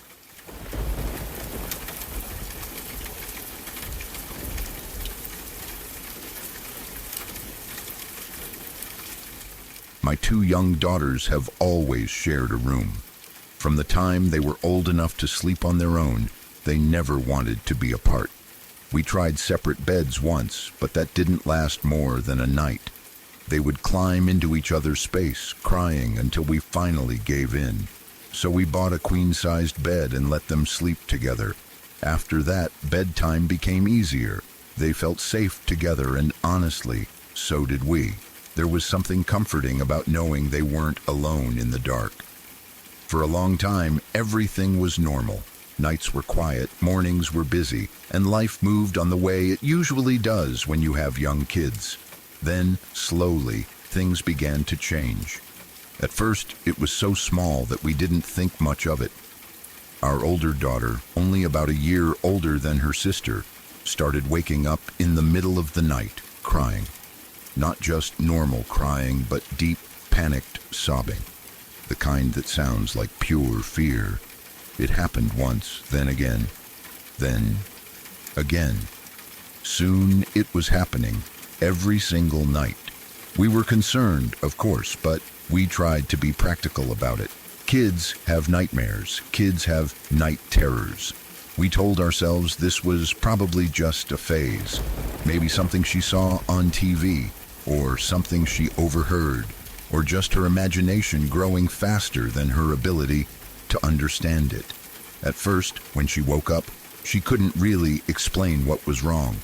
She would just cry uncontrollably, cling to us, and beg not to go back to sleep. After a while, though, the crying turned into words. She started talking about the man. At first, it was vague. She would say things like, "The man was there," or "The man scared me." We asked gentle questions, trying not to feed into it. Who was the man? Where was he? What did he look like? Her answers were never clear, but one thing stayed the same every time. She always said the man was trying to get her. Night after night, the story repeated itself. The man did this. The man did that. The man was there again. The man was trying to get her. It was always the same fear, the same panic, the same desperation in her voice. What made it worse was how real it felt to her. This wasn't like a half-remembered dream. She was truly terrified. She started resisting bedtime altogether. She didn't want to go into the room. Sometimes she would stand in the hallway crying, begging us not to make her sleep there. What confused us even more was that our younger daughter didn't seem affected at all.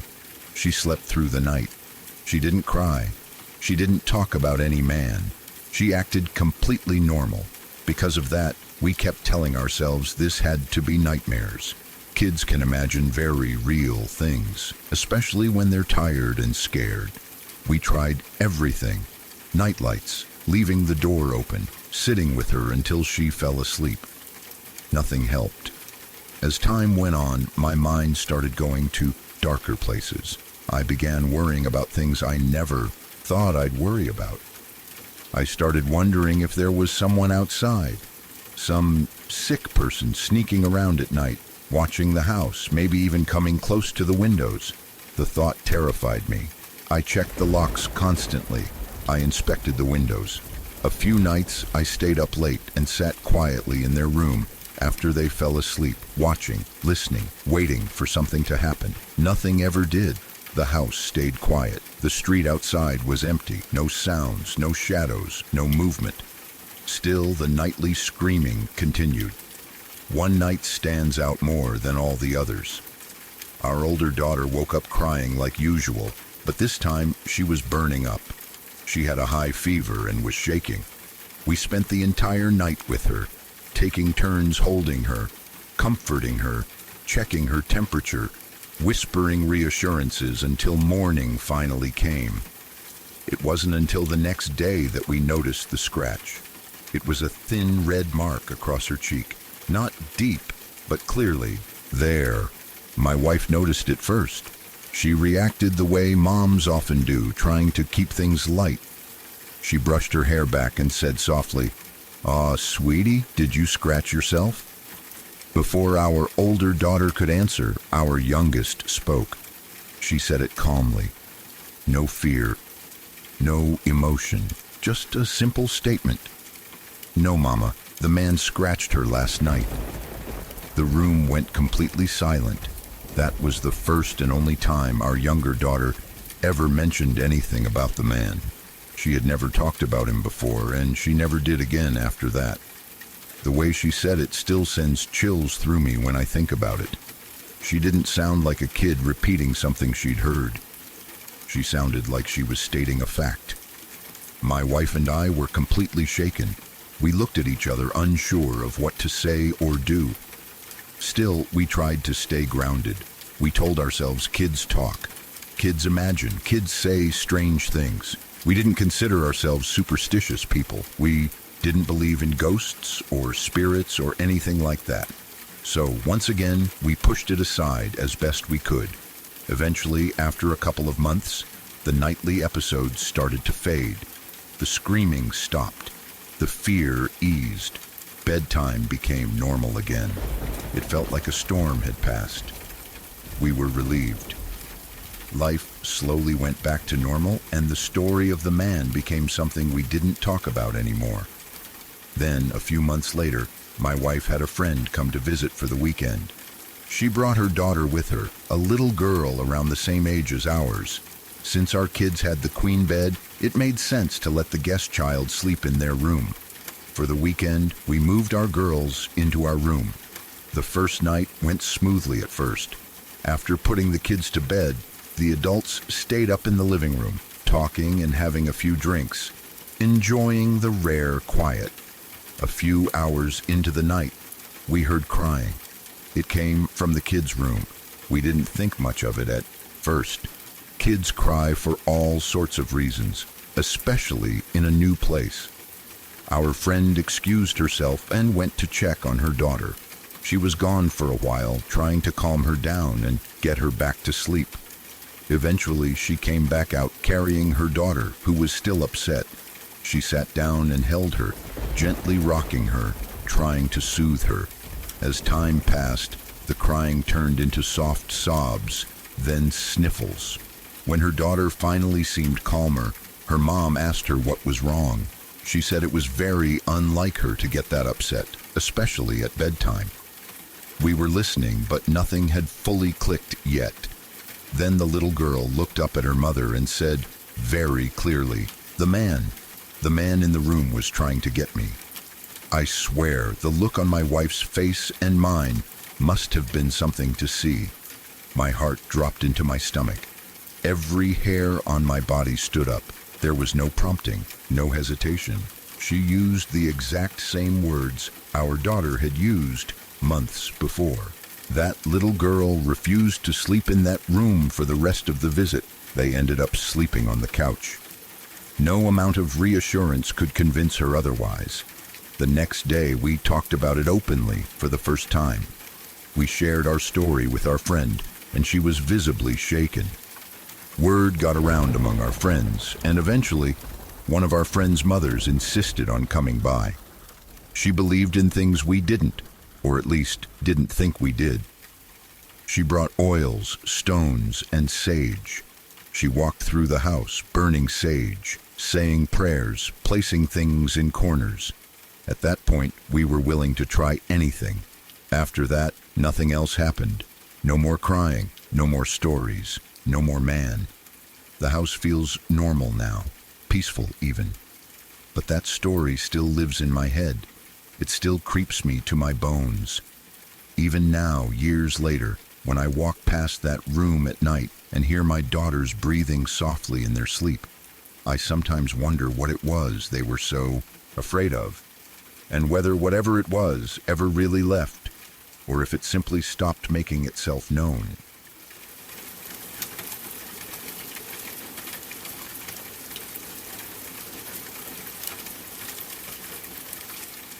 This actually happened to me, not something I heard from someone else or read online later. At the time, I didn't think of it as a scary story. It was just supposed to be a stop on a long road trip, a way to stretch our legs and see something unusual before getting back on the highway. My girlfriend and I were on a cross-country drive, traveling from Albuquerque, New Mexico to Flagstaff, Arizona. It was one of those trips where you spend hours staring at desert, rocks, and sky, and you start looking for excuses to break the day up. Before we left, I had spent time researching places near Interstate 40 where we could stop without going too far off route. I wasn't looking for anything extreme, just something interesting enough to make the drive feel less endless. That's when I came across something online called the Apache Death Cave. It sounded dramatic, maybe even exaggerated, but it was described as being right off the highway, less than 2 hours from Flagstaff. According to the directions, it was so close to I-40 that you could practically see it from the road. That alone made it feel safe enough. It wasn't some deep wilderness hike or remote expedition, just a quick stop, take a look, and move on. When we got closer to the location, the area started to feel more empty. There were no signs pointing toward the cave, no tourist markers, nothing official at all. My GPS told me to take an exit, so I did, trusting it more than my instincts. We drove off the highway and onto a rough dirt road. It was rocky, uneven, and clearly not maintained. But there were a couple of other cars parked nearby. That made me feel better. It told me other people came here too, and that we weren't completely alone in the middle of nowhere. We parked and got out of the car. The air felt dry and still, the kind of quiet you only get in places far from towns and cities. There was an old stone structure nearby, half collapsed and worn down by time. A few people were walking around it, exploring, taking pictures. It looked abandoned and forgotten, but not threatening, at least not yet. We walked past the stone structure and followed a faint path that led toward the rocks. That's when we found the cave entrance. It wasn't marked or fenced off. It was just there, a dark opening in the rock, wide enough for a person to walk into without ducking. Standing at the entrance, I remembered what I had read online about the history of the place. According to what I found, this cave was where a group of Apache people had been cornered long ago after raiding nearby villages. The story said that Comanche warriors tracked them here. Instead of going into the cave and fighting them directly, they blocked off most of the entrance, leaving only a few small holes. Then they built a massive fire in front of it. The smoke filled the cave, and the people inside had no way out. They died from smoke inhalation. The number I remember reading was around 30 people, maybe more. That was where the name came from. Apache Death Cave. At the time, it felt like history. Tragic, brutal history, but distant. Something that happened so long ago, it didn't feel connected to the present.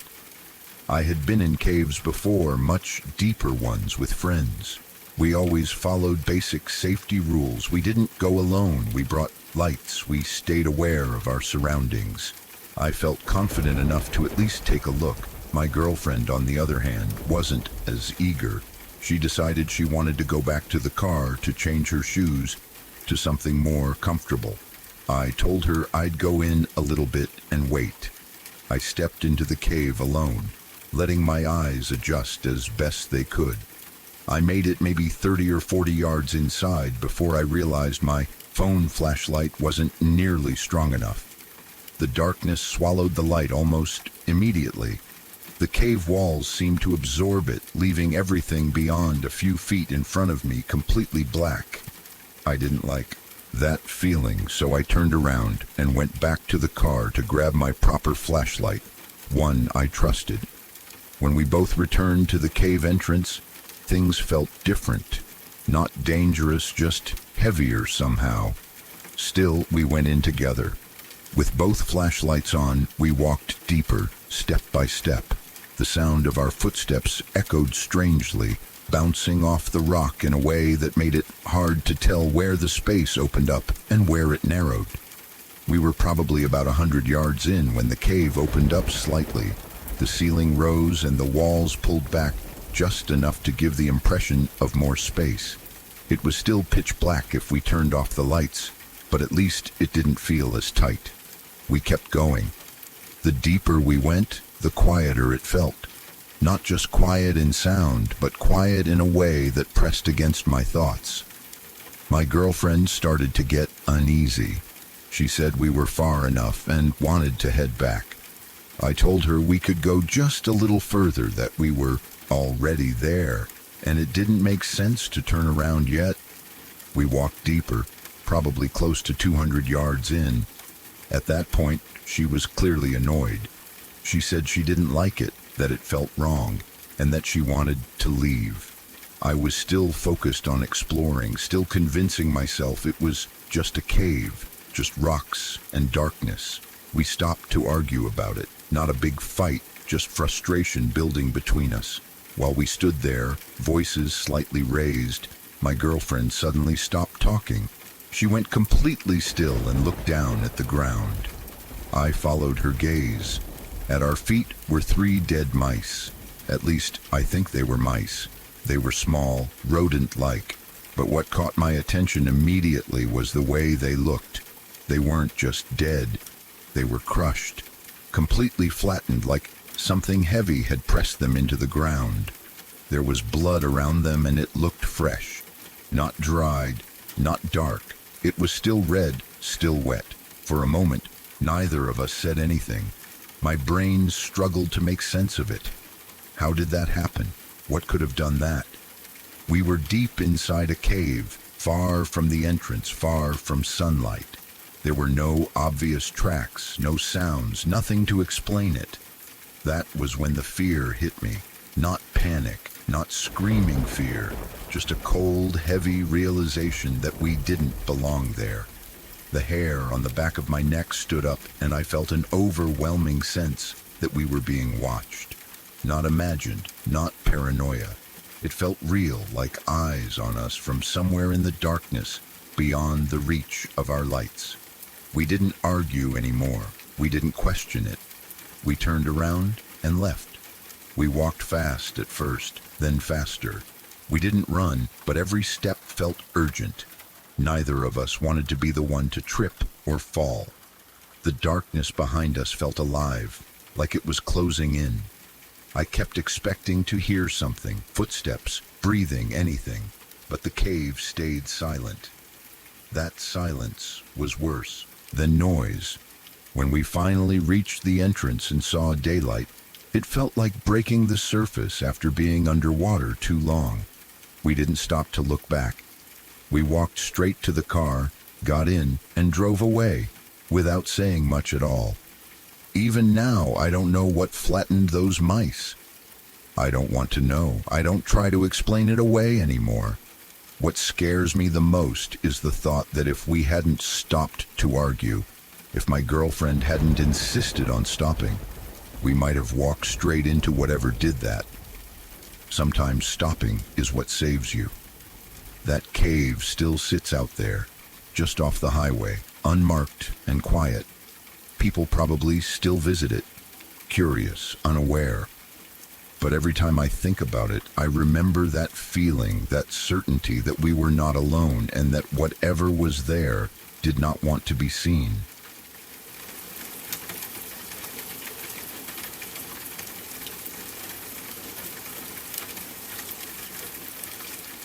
I was visiting Yellowstone National Park with a close friend, excited to finally see a place I had heard about my entire life.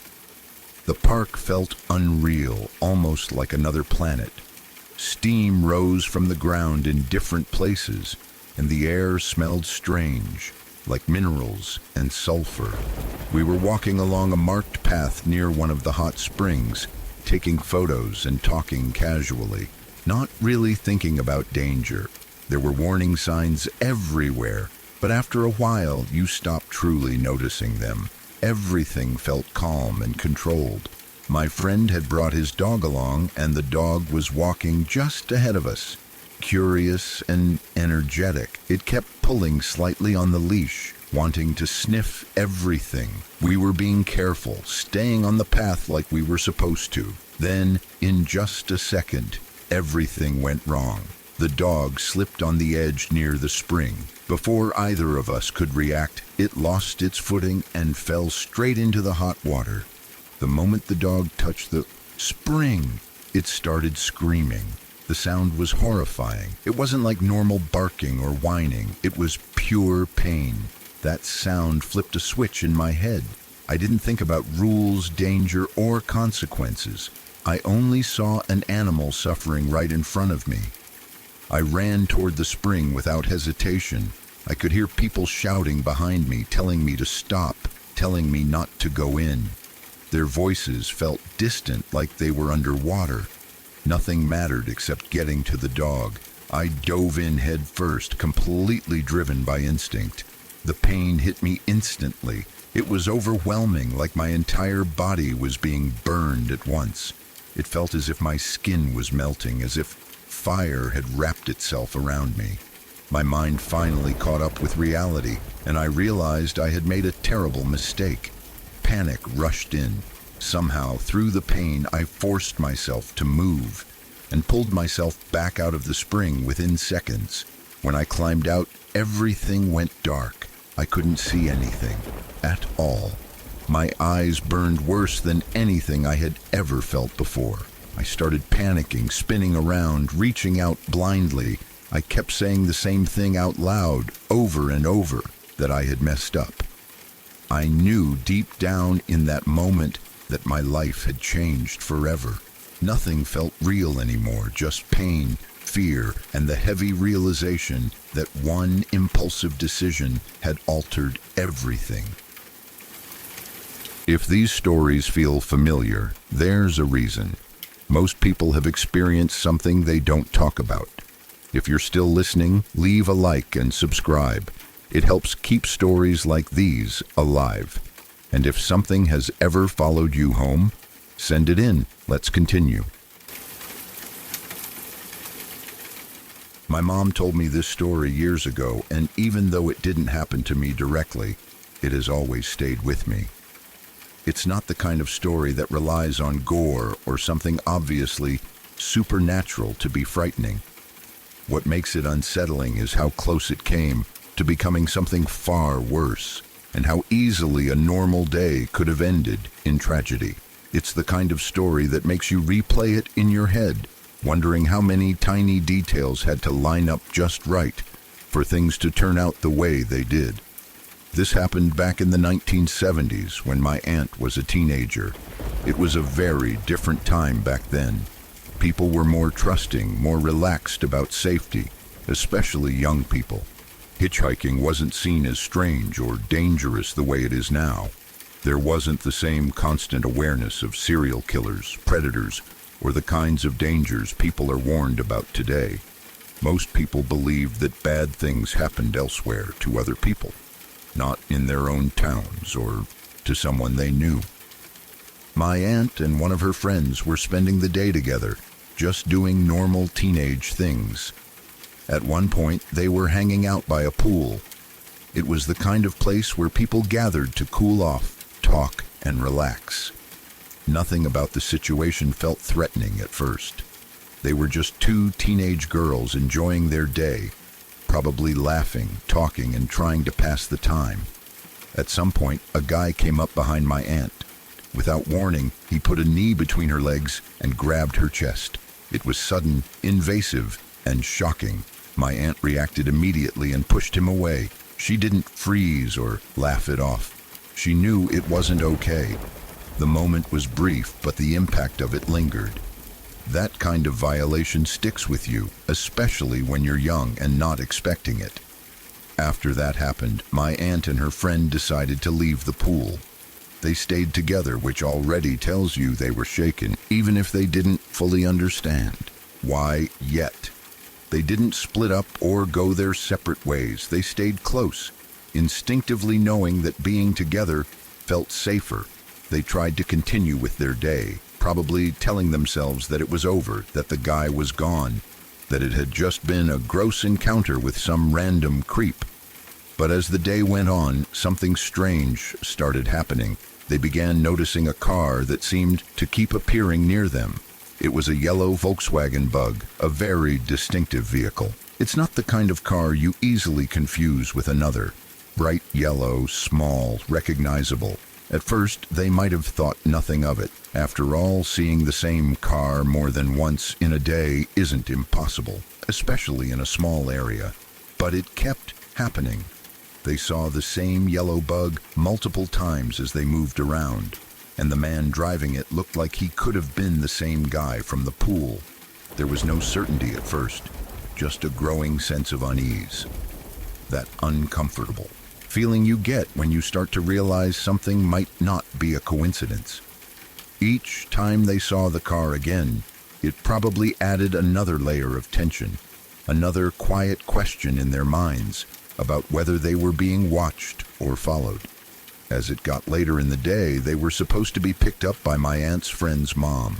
They waited, expecting her to show up, but she didn't. Time passed.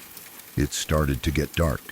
Back then, this kind of situation wasn't immediately alarming, but it was inconvenient and frustrating.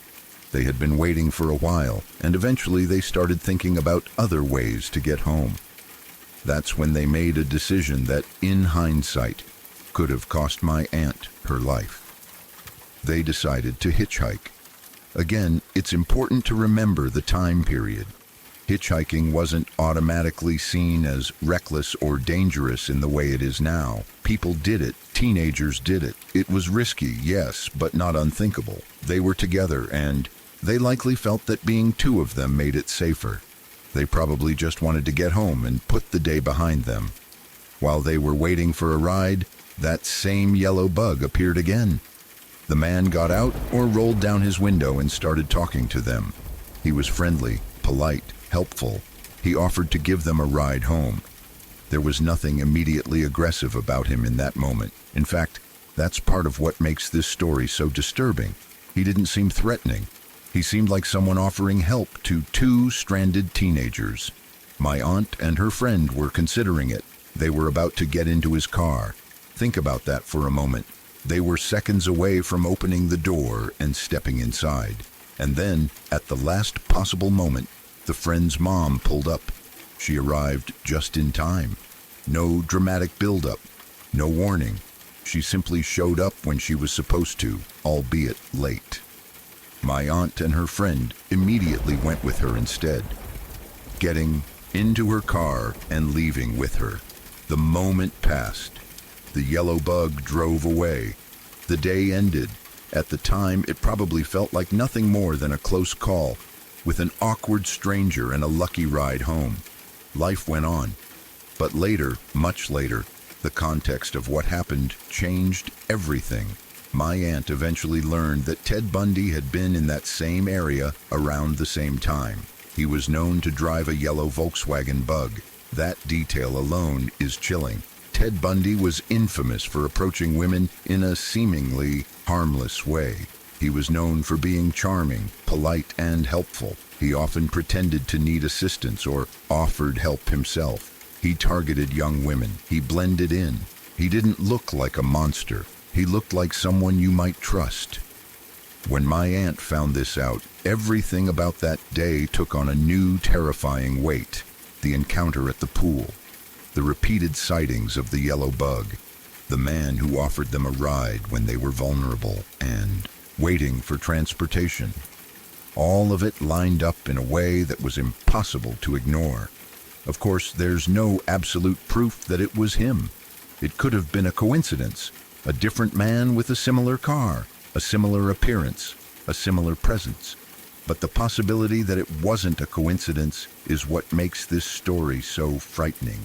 Because if it was him, then my aunt was moments away from disappearing. If the friend's mom had been even 1 minute later, my aunt and her friend might have gotten into that car. And if that had happened, there's a very real chance my aunt would never have come home. She might have become another name on a list of victims, another story told years later with sadness and unanswered questions. What scares me the most about this story isn't just the idea of Ted Bundy himself. It's how ordinary everything was. A pool, a car, a ride home, a delay of a few minutes. There was no dramatic warning sign, no clear moment where danger announced itself loudly enough to stop them. It all came down to timing and chance.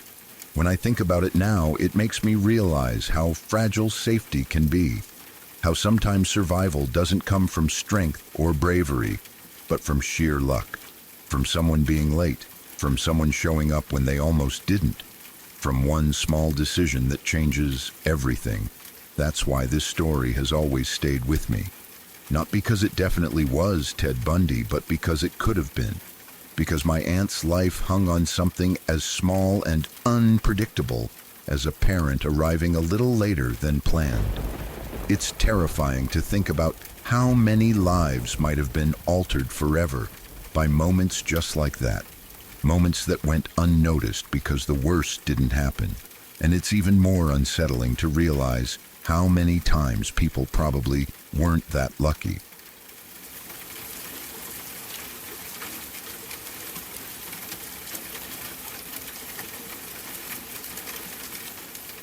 This isn't a story my mother ever sat me down and told me directly. In fact, for most of my life, I didn't know it at all. I only learned the truth in fragments, pieced together slowly over time, and the moment it finally came into focus was strange and unsettling in a way I still haven't fully processed. I didn't hear it from her in a quiet, intentional conversation. I heard it while she was talking to psychologists, with me in the room, listening as if they were discussing someone else's life instead of the woman who raised me. My mom found her own mother's corpse when she was a child. Even writing that sentence feels heavy. It's the kind of fact that lands in your mind and then just sits there, unmoving, impossible to make lighter. She never looked at me and said those words. She never explained what it was like or how it happened. I just heard it spoken aloud clinically, almost carefully, by professionals trying to understand her mental health. I remember sitting there, hearing it, and feeling like the ground under my understanding of my own family suddenly shifted. That discovery didn't happen in isolation. It was part of a chain of events that no child should ever have to live through. When my mom was very young, her sister died. She was just a child too. From what I understand, she ran out into the street without looking and was hit by a car. It was sudden, violent, and final in the way childhood accidents often are. One moment everything is normal, the next moment a family is permanently broken. I can't imagine what that kind of loss does to a household, especially in a time when grief wasn't talked about the way it is now, when people were expected to just keep going. Shortly after her daughter's death, my mom's mother took her own life. She committed suicide by hanging. The timing matters. Losing a child is devastating under any circumstances, but losing one and then ending your own life soon after leaves behind a particular kind of wreckage. It creates a story with no resolution, no healing, just absence stacked on top of absence. My mom was very young when this happened. Too young to fully understand what death meant, let alone suicide. Too young to understand grief, guilt, or mental illness. She was a child living inside an adult tragedy, and she was the one who found the body. I don't know the details of that moment, and maybe it's better that I don't. I don't know where it happened, or how long she was alone with that discovery, or what she thought she was seeing before she understood it. I don't know if she screamed, or froze, or tried to wake her mother. I don't know if anyone came quickly, or if time stretched on in that horrible way it does during moments of shock. All I know is that a child walked into a space where her mother was supposed to be alive and found her dead instead. That kind of thing doesn't just disappear from a person. Even if a child doesn't have the language to describe it, even if they don't fully understand what they're seeing, their body remembers. Their nervous system remembers. Something fundamental about safety and permanence is broken in that moment. A parent is supposed to be the constant, the one who exists no matter what, the one who doesn't disappear. When that bond is shattered so violently, especially by suicide, it leaves behind wounds that don't always show themselves in obvious ways. I'm pretty sure this was a major cause of my mom's mental health issues later in life. Not the only cause, but a foundational one. How could it not be? She lost her sister, then lost her mother, and then had to grow up in the aftermath of that loss, without ever really being given the tools to understand it. Trauma like that doesn't resolve itself just because time passes. It settles in quietly and reshapes how a person experiences the world. Her father eventually remarried. Life went on, at least on the surface. A new woman entered the family, and she became my grandmother in every practical sense. She was the grandmother I knew, the one whose presence felt normal and unquestioned. I grew up thinking she was my biological grandmother. No one corrected me. No one sat me down and explained the truth. It wasn't a lie in the traditional sense. It was just a silence. It took a long time before I realized that my grandmother wasn't actually my biological grandmother. And it took even longer for me to understand why that fact had been hidden from me. When I was younger and asked about my mom's mother, I was told she died of sadness. At the time, that explanation seemed strange, but not alarming. Kids accept vague answers more easily than adults do. Died of sadness sounded poetic, maybe even gentle in a way. I imagined an old woman who missed someone deeply, who faded away quietly. I didn't imagine a young woman who hung herself after losing a child. I didn't imagine a little girl finding her body. The truth was far darker than the story I was given. As I got older and learned what really happened, I started thinking about how long I lived without knowing any of this. How many years I spent not understanding the full weight of what my mother carried with her every day. How many moments in my childhood were shaped by her trauma without me realizing it? How many of her reactions, fears, anxieties, or emotional distances suddenly made more sense in retrospect? There's something deeply unsettling about realizing that your parent has lived an entire life of pain you were never allowed to see clearly. It messes with your sense of family history. It makes you question what else might be buried, what other truths were softened or hidden to protect you. And it also makes you grieve for a version of your parent you never knew. The child she was before everything fell apart. The person she might have been if she hadn't grown up inside so much loss. It's probably more sad than scary, at least on the surface. There are no ghosts in this story, no monsters hiding in the dark. But there is something profoundly frightening about the idea of a child being the first to discover their own parent's corpse. That image alone is horrifying, even without details. It's frightening because it's real, because it happens, because it leaves marks that last a lifetime. What scares me just as much is how normalized the silence around it became. No one explained it to me. No one corrected the story when I was old enough to understand. I lived for years without knowing that my biological grandmother died by suicide, without knowing that my mother had found her, without knowing that the woman who raised me carried that memory quietly inside her. That gap in knowledge feels strange now, like there was a missing chapter in my own family's story that I wasn't allowed to read. When I think about it too long, it messes with my head. I think about my mom as a child, trying to make sense of a world that suddenly became unpredictable and unsafe. I think about how grief compounds when it's never properly acknowledged. I think about how children don't stop loving their parents just because those parents hurt them, even indirectly. I think about how confusing it must have been to lose a sister, then lose a mother, then be expected to keep going as if life would eventually make sense again. I also think about myself, growing up without knowing any of this, and how that ignorance shaped my relationship with my mother. How I sometimes felt distance or tension without understanding where it came from. How I sometimes blamed myself for emotional gaps that were never about me in the first place. How I didn't have the context to see her not just as my mom, but as a survivor of something unimaginably painful. There's something uniquely unsettling about learning traumatic truths secondhand, long after they happened. You don't get to process them alongside the people who lived through them. You don't get to ask questions at the time when answers might have been clearer.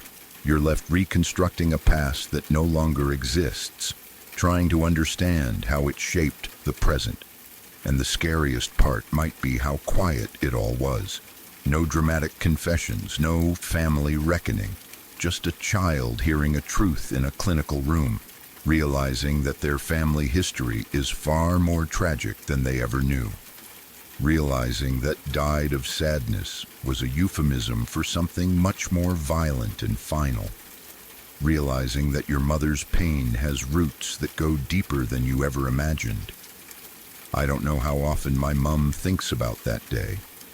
I don't know what memories still surface for her when she's alone, or what dreams still find their way back. I don't know how much of her life has been shaped by that moment, consciously or unconsciously. I just know that trauma like that doesn't vanish. It settles into the background of a person's life, influencing choices, reactions, fears, and coping mechanisms in ways even they might not fully understand. When I think about it now, it's not just sad. It's unsettling, it's frightening in a quiet, existential way. It reminds me how fragile families are, how much pain can exist beneath normal appearances, and how children often grow up surrounded by truths they're not yet allowed to know. It also makes me realize how much compassion my mother deserved, even in moments when it was hard to give. I still think about how long I didn't know any of this, how much was hidden behind simple phrases and omissions. and how learning it later didn't just change how I see my mom, but how I see myself, my family, and the weight of the past we all carry, whether we know it or not.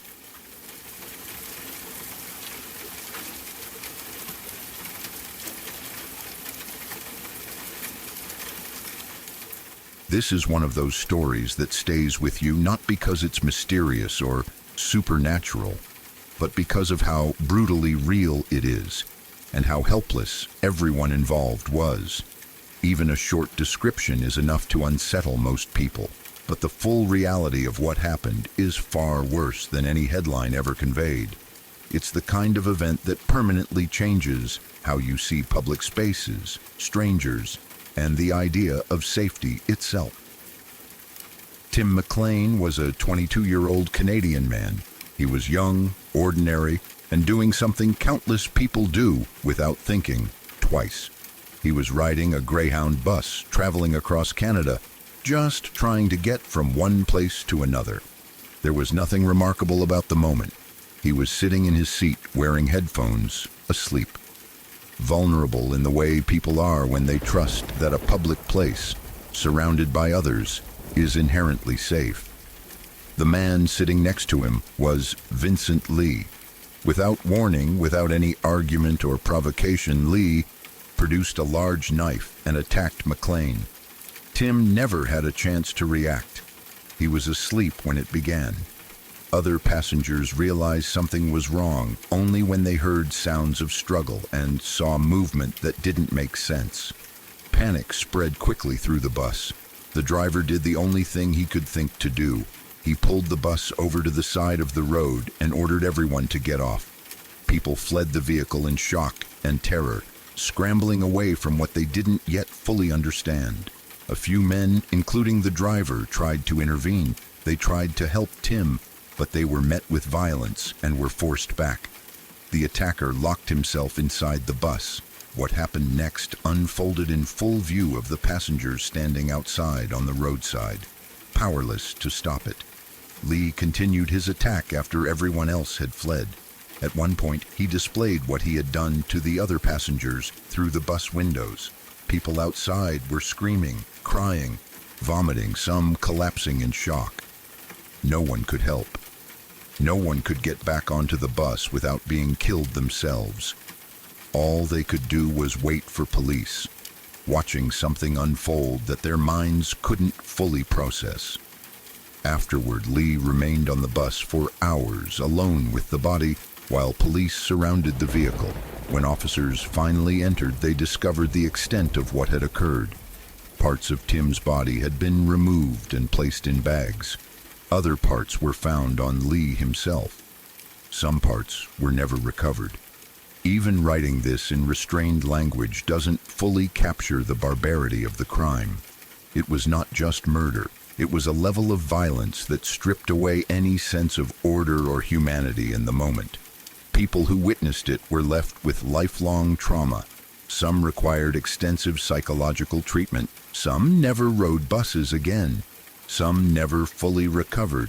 The legal aftermath disturbed people almost as much as the crime itself. Vincent Lee was diagnosed with schizophrenia and was found not criminally responsible due to mental illness.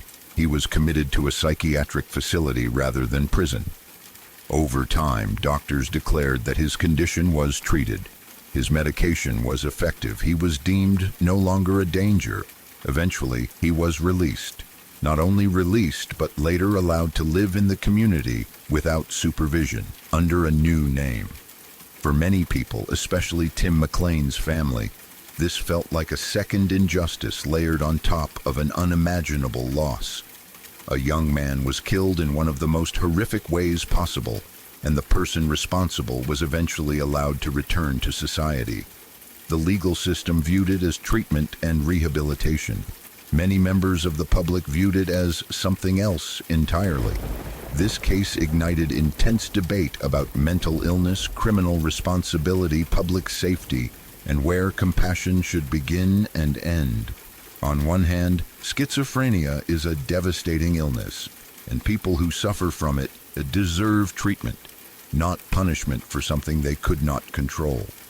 On the other hand, the sheer extremity of the crime made it almost impossible for many to accept the idea that the person responsible could ever be considered safe again.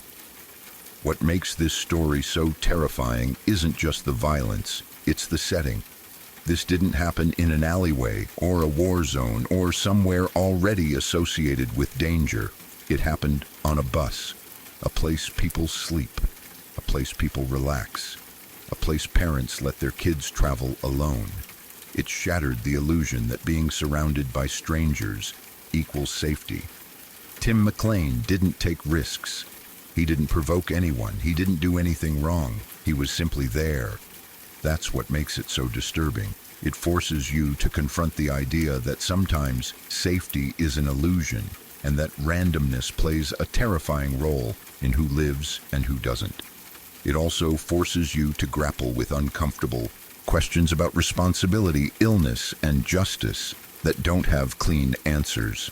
For many people, this case became one of those reference points in their mind, something they think about when they board a bus or sit next to a stranger or notice someone acting oddly in public. Not because they believe something like this will happen again, but because now they know it can. Tim McLean is remembered not just as a victim of a crime, but as a reminder of how fragile normal life can be and how quickly it can be torn apart. The brutality of what happened to him defies easy explanation, and the aftermath continues to unsettle people years later. It's not a ghost story. It's not a myth. It's not exaggerated. It's real, and that's what makes it so hard to forget.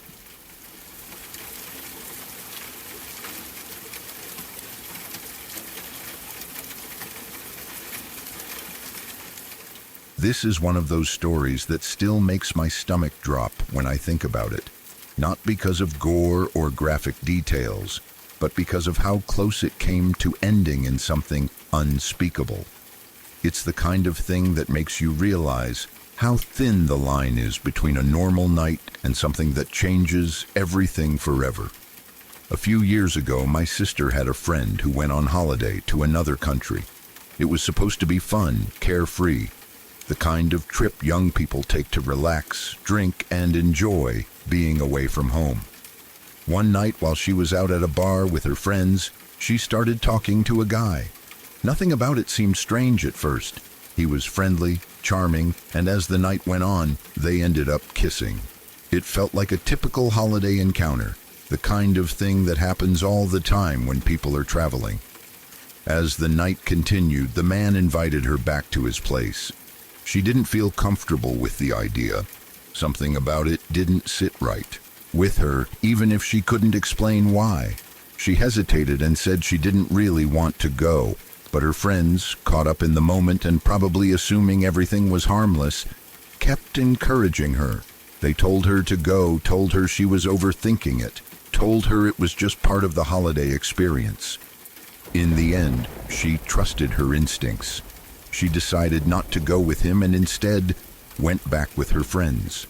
At the time, it probably felt like a small decision, almost insignificant, just choosing to stay with her group instead of leaving with someone new. No dramatic confrontation, no big scene, just a quiet choice to walk away. About a week later, after she had returned home to Ireland, she started feeling unwell. She had a sore throat and felt off in a way that didn't seem like a normal cold. At first, it didn't seem serious. She went to the doctor expecting maybe antibiotics or reassurance. The doctor did some tests, but didn't immediately know what was wrong. That alone was unsettling, but she went home and waited, assuming it would be sorted out. A few days later, she got a call that changed everything. The doctor asked her to return to the hospital immediately. When she arrived, there were police outside. That's when fear really set in. She was taken inside and brought in for questioning. The police asked her strange, very specific questions. One of them asked if she had been kissing anyone recently. At that point, nothing made sense. She answered honestly, still not understanding why this had suddenly become a police matter. Then they explained. The disease she had tested positive for was extremely rare, so rare that there were very few ways to contract it. In fact, there was only one known way she could have gotten it: by consuming human flesh. She hadn't eaten anyone, obviously, but kissing someone who had could expose her to it. That's when everything came crashing together. She told them about the man she had met at the bar while on holiday. The kissing, the invitation back to his apartment, the fact that she had decided not to go. As soon as she told them, the police took it seriously, very seriously. They contacted law enforcement in the other country immediately and worked with them to track the man down. What they found confirmed everyone's worst fears. Police raided his apartment. Inside, they found human body parts stored in his refrigerator. The investigation revealed that he had been bringing young women back to his apartment. What happened to them there was beyond horrifying. He wasn't just killing them, he was eating them. The realization of how close she had come is almost impossible to fully process. If she had gone back to his place that night, encouraged by her friends and ignoring that uneasy feeling in her gut, there is a very real chance she would never have come home. She might have been another missing tourist, another face on a poster, another family left with unanswered questions. Instead, she walked away. What makes this story especially chilling is how ordinary it all started. A bar, a conversation, a kiss, an invitation. Nothing that would immediately set off alarms for most people. The danger wasn't obvious. It didn't look like a horror story while it was happening. It looked like a normal night out. It was only later, through illness and sheer coincidence, that the truth came out. A sore throat led to a doctor's visit. A test led to a phone call. A phone call led to police involvement. And that chain of events exposed something truly monstrous hiding in plain sight. That's why this story sticks with me so deeply. Not because of what he did, but because of how close she came without ever knowing it at the time. A single decision, made quietly and without drama, saved her life. Trusting a feeling she couldn't explain kept her from stepping into a situation she would never have escaped. When people talk about close calls, this is what I think of. Not something you narrowly avoid while fully aware of the danger, but something you walk away from without realizing how bad it almost was. The kind of near miss you only understand in hindsight, when it's already too late to do anything except be grateful you listened to yourself. It's terrifying to think about how many people don't get that second chance, how many times someone ignores that voice inside them because they don't want to seem rude, paranoid, or dramatic. How many monsters don't look like monsters at all? That night could have ended very differently, and the fact that it didn't is the only reason this is a story about a close call instead of a tragedy.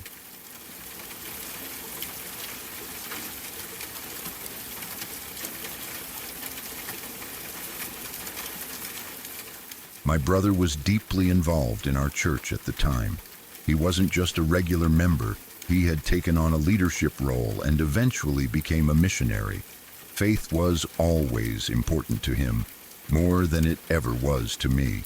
I grew up in the same household, went to the same church, heard the same sermons, but my relationship with religion was more casual. For my brother, it was a calling. He believed he was meant to do more than just attend services on Sundays. He wanted to serve, to help, to be involved in work that he believed mattered. At one point, the church selected him for what they described as a special educational program. It wasn't something they talked about openly. In fact, it was handled with a level of secrecy that felt unusual even at the time. The program was apparently partnered with the Catholic Church and focused on the history of demonic possession and exorcisms. That alone sounded strange to me, because our church didn't usually involve itself with Catholic institutions, let alone something as heavy as exorcisms. But no one explained much, and my brother didn't volunteer details. I didn't even hear about the program directly from him at first. I found out through my girlfriend at the time. Her sister was also selected to attend alongside my brother, and that's how the information made its way to me. Even then, everything was vague. Dates weren't discussed openly, locations weren't clearly mentioned, and whenever I asked questions, the answers were always short and careful, as if they were instructed not to say too much. Looking back now, that secrecy feels more unsettling than it did back then. A few months after my brother returned from that program, he came to me and told me he would be going on a missions trip to Tijuana, Mexico. He said it casually, almost as if it were no big deal, but something about the way he said it made me uneasy. I asked if I could go along. I had been on smaller mission trips before, nothing dangerous or intense, and I didn't see why this would be any different. But he shut the idea down immediately. He told me no, flat out, and said he had a bad feeling about it. That alone was unusual. My brother was normally encouraging, especially when it came to church work. He liked involving people, liked sharing experiences. For him to say no so firmly caught me off guard. The church told our family that it would be a small mission, just a short trip, and that it wouldn't last longer than a week. They made it sound routine. Still, something didn't sit right with me. In the days leading up to their departure, I started having vivid dreams about my brother. These weren't random or symbolic dreams. They were intense and specific. In them, he was always in trouble. Sometimes he was running, sometimes he was trapped somewhere unfamiliar, and sometimes I couldn't see what was wrong, only that something bad was about to happen. I'd wake up with a heavy feeling in my chest, the kind that sticks with you long after you're awake. I told him about the dreams. I didn't want to scare him, but I felt like I needed to say something. He listened and brushed it off gently, telling me he would be fine and that I shouldn't worry. He said they would be gone and back before I knew it. I tried to accept that, but the uneasy feeling never went away. They left as planned, and almost immediately things felt off. The trip was supposed to last close to a week, but by the third day, they were already on their way back. I remember being confused when I heard about it. No one explained why they were returning so early. All we were told was that they had been put on a plane and sent home with one-way tickets bought that same day. It felt rushed, almost panicked. It wasn't until later, through my girlfriend's sister, that I began to hear what had actually happened. She was shaken when she talked about it, even weeks afterward, and it wasn't the kind of fear someone fakes easily. According to her, the trip had been organized because another church had requested help. Our congregation already had a family pastor stationed in the area, so they sent additional missionaries to assist. From the very first night, things started going wrong. Not small things, either. She said there were reports of strange activity almost immediately. Beds lifting off the ground as if pulled by unseen hands. Figures appearing in the road ahead of their vehicles, standing there just long enough to be seen clearly before vanishing the moment the car passed through where they had been. There were stories of women being struck by trucks and then standing up afterward, completely unharmed, as if nothing had happened at all. At first, they tried to explain it away. Stress, exhaustion, unfamiliar surroundings. But the events kept happening, and they escalated quickly. When they returned to the small house they were staying in, no one could sleep. The front door knob would start moving on its own, twisting and shaking as if someone were trying desperately to get inside. My brother would stand by the door, flashlight in hand, peering through the window, fully expecting to see an intruder. Every time there was no one there. This went on for all 3 nights. No rest, no peace, just constant tension. On the second day, they went out to visit people in the area as part of their mission work. That's when they encountered a young girl who, according to my girlfriend's sister, was clearly possessed. The girl spoke perfect English, fluent and clear, despite never having been to the United States. She knew every one of their names without being told. More unsettling than that, she knew exactly who among them was afraid. She singled them out with her words, looking directly at them as she spoke. They had fasted before the trip, something the church had instructed them to do. Because of that, they believed they were spiritually prepared. They prayed over the girl, and according to them, the spirit left her without much resistance. When the girl came back to herself, she began crying and told them that there was a group of local witches targeting that small area. She said they were responsible for much of what was happening. After that encounter, everyone was on edge. They decided to return to the house immediately. On the way back, in the middle of the road, a figure suddenly appeared in front of their vehicle. The driver swerved and the truck spun out. They were convinced they had hit someone. My brother jumped out with a flashlight and searched the area, calling out, looking for any sign of a body or even an injured animal. There was nothing. No blood, no marks, no person, no animal, just an empty road. That's when he told everyone to get back in the truck and head home immediately. He said this was a warning and they needed to leave as soon as possible. When they reached the house, every dog in the area started barking at the same time, all together, as if responding to something unseen. As soon as they stepped inside, the doorknobs began shaking again. Doors slammed open and shut violently. Everyone prayed together, terrified. Around the same time, back home, something else was happening. Parents began calling the main pastor, frantic and afraid. Every single one of them had experienced nightmares that night, vivid dreams about their children being in danger. My own father, who is agnostic and has never been particularly religious, had a terrible dream as well. I remember him arguing with my mother, saying he shouldn't have allowed my brother to go on that trip in the first place. At the time, I didn't think much of it. I assumed it was coincidence or stress. Now I'm not so sure. That night was the breaking point. They decided not to stay another moment. They went straight to the nearest airport and booked flights home. No delays, no discussions. They just left. When my brother came back, he wasn't the same. He stepped down from his leadership role in the church shortly afterward, along with everyone else who had gone on the trip. None of them ever spoke openly about what happened. It's been 4 years since then. My brother has distanced himself from the church, but not from his faith. He believes in God more firmly now than ever before. When I ask him about that trip, he shuts down. All he ever says is that he's seen things he can't deny. He won't go into details. He won't relive it. The church never explained why they returned early or why they stopped sending missionaries to that region. Everything was quietly swept under the rug. Even now, when I think about it, I feel uneasy. The secrecy, the fear, the sudden changes in everyone involved. It all feels wrong in a way I can't fully explain. I don't know what they encountered in Mexico. I don't know what was real and what might have been influenced by fear or belief. All I know is that something happened that changed them deeply, and whatever it was, no one wants to talk about it. That alone is enough to scare me.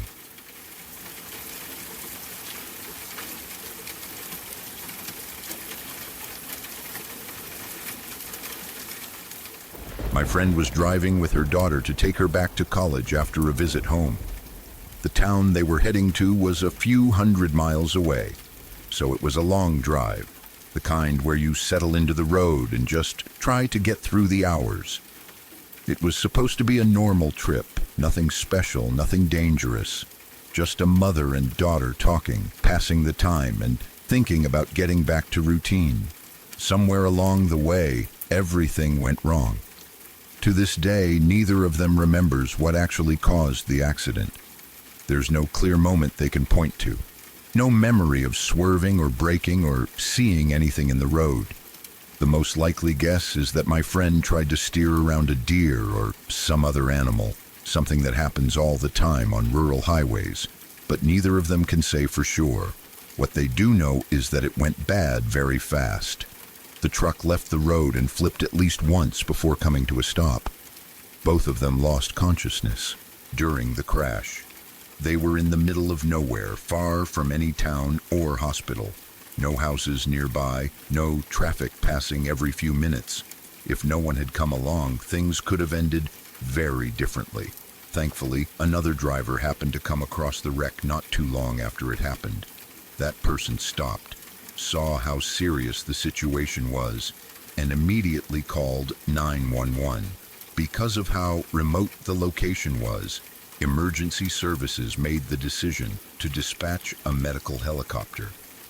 When first responders arrived, both my friend and her daughter were still unconscious, and from the way they were positioned and the damage to the vehicle, there was concern about possible spinal injuries. There was no time to debate options or compare transport methods. They needed to get to a hospital as quickly and safely as possible, and in that moment, the helicopter was the only realistic choice. Neither my friend nor her daughter had any say in this. They were unconscious. They didn't consent to anything, didn't choose a provider, didn't even know what was happening. They were loaded onto the helicopter and flown to the nearest hospital, capable of handling their injuries. Thankfully, both of them survived. After everything settled and the doctors were able to assess the damage, it turned out that things could have been much worse. My friend had fractured vertebrae, but the doctors were able to stabilize and treat them without long-term paralysis. Both she and her daughter had mild concussions, but no severe brain damage. With time, treatment, and recovery, they both healed. Physically, at least, they made full recoveries. Another important detail is that my friend had what most people would consider very good health insurance. Solid coverage, the kind you believe will protect you if something terrible happens. They assumed that, given the circumstances, the insurance would cover the emergency care. After all, this wasn't an elective procedure or a planned service. This was a life-or-death emergency in the middle of nowhere. That's when the real nightmare began. When the bills started coming in, everything changed. The medical helicopter ride alone totaled around $250,000 just for the flight. When the insurance company reviewed the claim, they refused to pay for it. Their reason was simple and devastating. The helicopter service that responded to the emergency was out of network. It didn't matter that my friend and her daughter were unconscious. It didn't matter that they had no choice.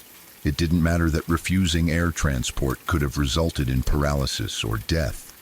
The insurance company flatly stated that because the helicopter provider was out of network, they would not cover the cost.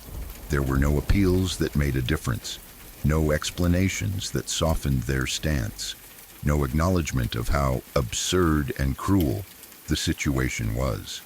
According to the insurance company, the debt was valid, and it was my friend's responsibility to pay it. $250,000. That amount of money isn't something most people can just figure out how to repay. It's not a bill you tighten your budget for. It's not something you take on with a payment plan and move on. It's life-altering.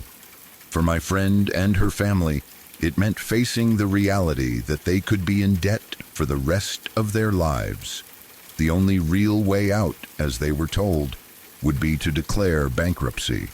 And doing that would likely mean losing their house, the home they worked for, built their lives in, and planned to keep, all because of an emergency medical decision made while they were unconscious and fighting for their lives. What makes this story so unsettling isn't just the accident itself. Accidents happen, people get hurt, and sometimes they're lucky enough to survive. What's truly horrifying is what came after. The realization that even when you do everything right, even when you have insurance, even when you're the victim of circumstances completely out of your control, the system can still ruin you. They survived the crash. They survived their injuries, but they were left with something that feels just as crushing in a different way. A debt that never should have existed. a punishment for staying alive. It's the kind of story that changes how you think about safety, about security, and about the idea that help will always be there when you need it. Because sometimes the rescue comes with a price so high that it follows you long after the wounds have healed.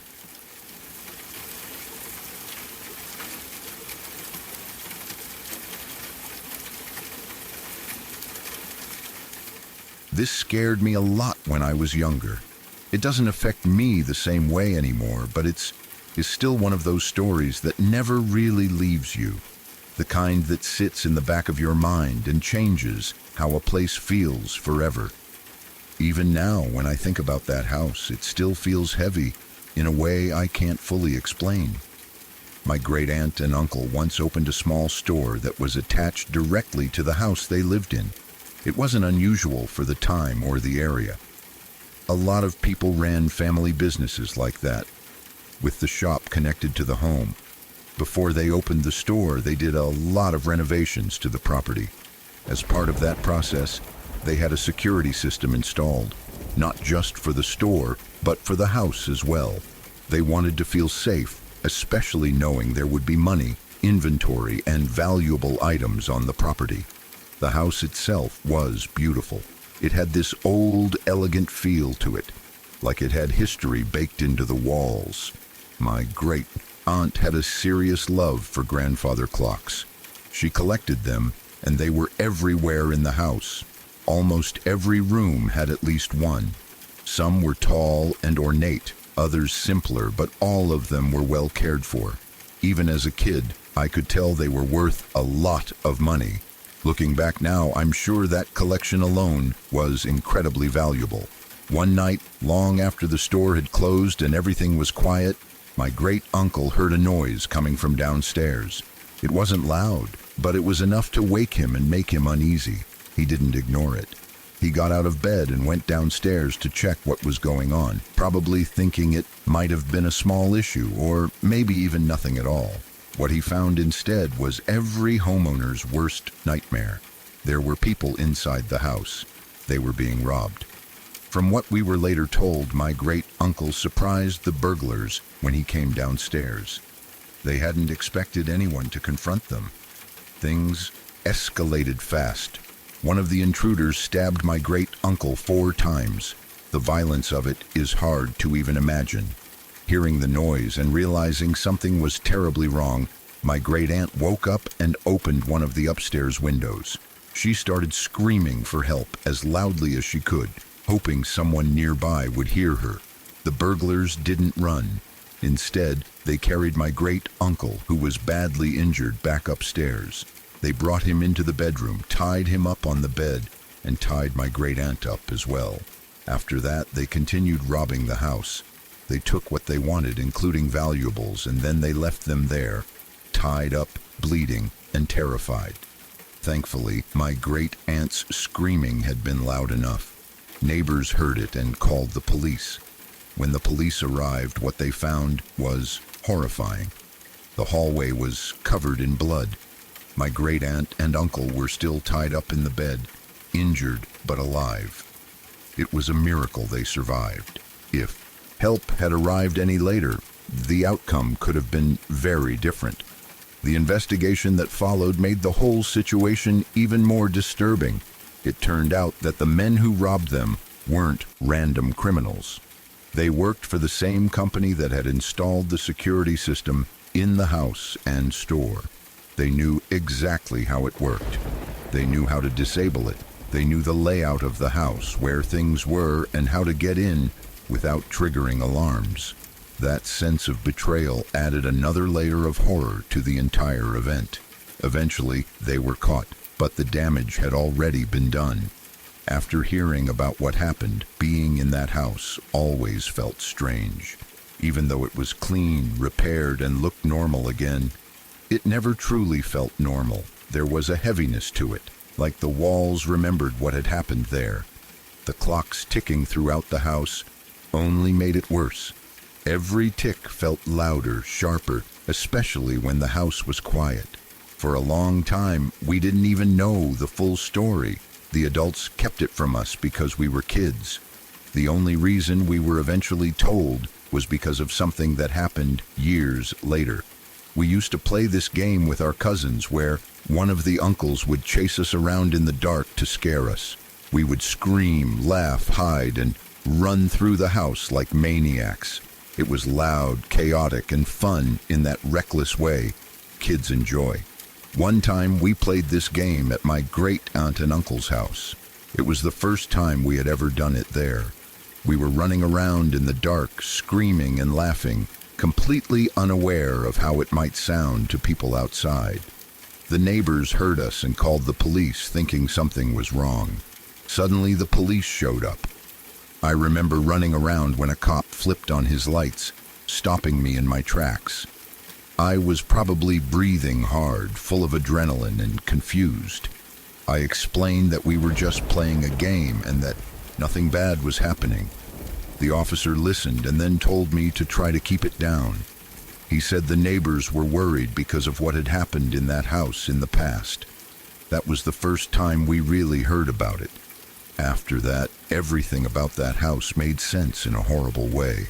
The quiet, the tension, the way the adults acted differently there. Knowing what had happened made every visit feel different. It wasn't just a house anymore. It was a place where something truly violent and terrifying had occurred. And even though time had passed, it felt like the echo of that night never fully went away. Even now, I don't scare easily when I think about it. But I'll never forget how that story changed the way that house felt forever, and how sometimes the scariest places aren't haunted by ghosts, but by things that actually happened inside them.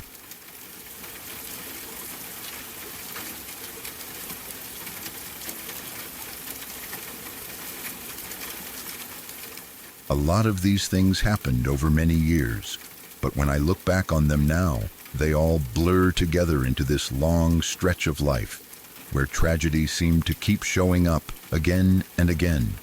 None of them felt distant at the time. Even when I didn't know the people personally, they happened close enough or were talked about enough that they felt like they brushed up against my own life. As a kid and teenager, I didn't really have the emotional tools to process any of it properly. I just absorbed it all, and it left a mark. One of the earliest stories that really stuck with me wasn't something that happened while I was a student, but something we were told about a teacher at my high school. Back in the 1980s, before I was born, she had been attending the local university. She was a health teacher, someone whose job was literally to teach people about safety, wellness, and taking care of themselves. While she was jogging one day, she was kidnapped. Another student had gone missing the week before, and there had been warnings going around. But for whatever reason, she didn't heed them. What happened to her was horrifying. She was raped, and during the ordeal, the man showed her where he had dumped the body of the student who had gone missing earlier. At some point, he stopped for gas. In a moment that probably saved her life and countless others, she jumped out of his vehicle and into another car, begging the man inside to drive away and call the police. He did. She survived, and because of her escape and testimony, the man was caught. People later said she likely prevented what could have turned into a much larger killing and raping spree. That story alone was terrifying, but what made it worse was how it ended. Years later, while I was actually attending that high school, she came down with pneumonia. It developed into septic shock, and she died. I remember how shaken I felt by that. It felt unfair in a way that was hard to put into words. Someone who had survived something so brutal, someone who had been so strong, died from something that felt so ordinary and random. Around the same time, my brother also had pneumonia. He survived, thankfully, but the timing made everything feel fragile. Like life could turn at any moment for reasons completely outside your control. My freshman year of high school brought another kind of shock. One of the football players at my school shot himself. I didn't know him well, but he was someone I recognized, someone I had seen in the halls, at games, around campus. It was probably my first truly close experience with suicide. Not something on the news, not a distant story, but something that happened to someone my age, in my environment. It rattled me more than I realized at the time. Later in my high school years, there was another suicide. A special needs student took his own life. What disturbed me almost as much as the death itself was the response to it. It didn't receive nearly the same attention or care from the school or the community. The contrast was stark and uncomfortable. It planted an early awareness in me about whose lives people seemed to value more, whose deaths were mourned publicly, and whose were quietly moved past. Then came a year that felt especially heavy. I believe it was 2014 or 2015. In that single year, at least a dozen students at the local university died from various causes. The first death, and the one people talked about the most, was a young sophomore. She hung herself using her hammock in the woods just beyond the university perimeter. She was missing for over a week. No one knew where she was. Eventually, a nearby resident reported a persistent smell, and that's how she was found. Even writing that now makes my stomach tighten. The idea of someone being missing, suffering alone, and then being discovered that way haunted a lot of people. That wasn't the only suicide that year. Someone else hung themselves in a shower in one of the dorms. There were several other suicides that people referred to in a disturbingly casual way, calling them run-of-the-mill, as if repetition had dulled the horror. There were also drug overdoses, lives ending quietly in dorm rooms or apartments, sometimes not discovered until it was too late. One student was found dead in a creek. The cause of death was never clearly explained, at least not publicly. Another student was killed in a head-on collision in town. His family still maintains a cross at the site of the crash. It's decorated and cared for, a permanent reminder on the side of the road. Every time you pass it, you're reminded that someone died there, that someone's life ended suddenly, violently, and too soon. While I was still in school, another tragedy struck closer to home. A fellow student was crushed to death when the pickup truck he was riding in rolled over. It was sudden, violent, and completely unexpected. Accidents like that have a way of making you realize how little control anyone really has, even during ordinary moments. There was also an incident involving an elderly couple who died together in a hotel room.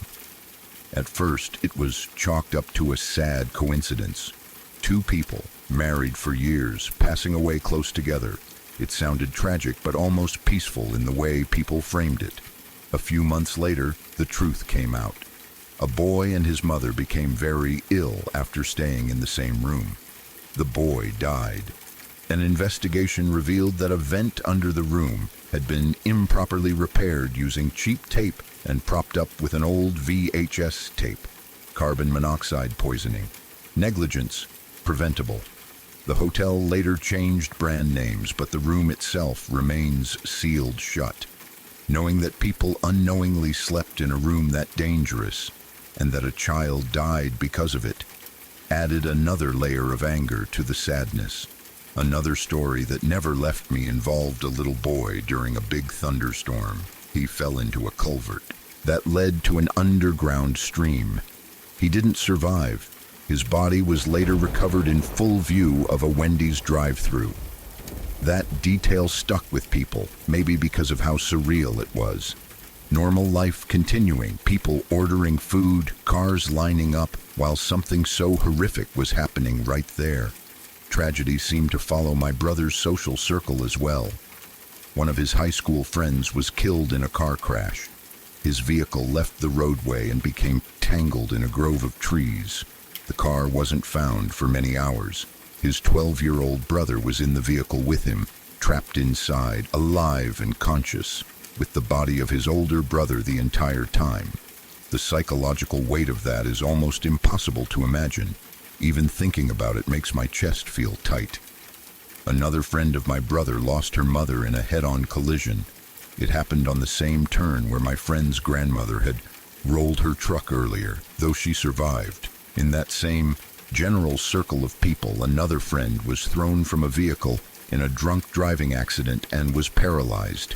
It felt like that one stretch of road held too many stories, too much pain, like the land itself was marked by loss.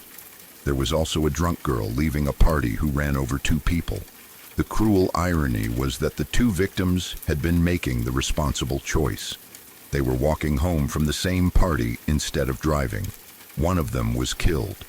That story made a lot of people angry in a deep, lasting way. Doing the right thing didn't save them.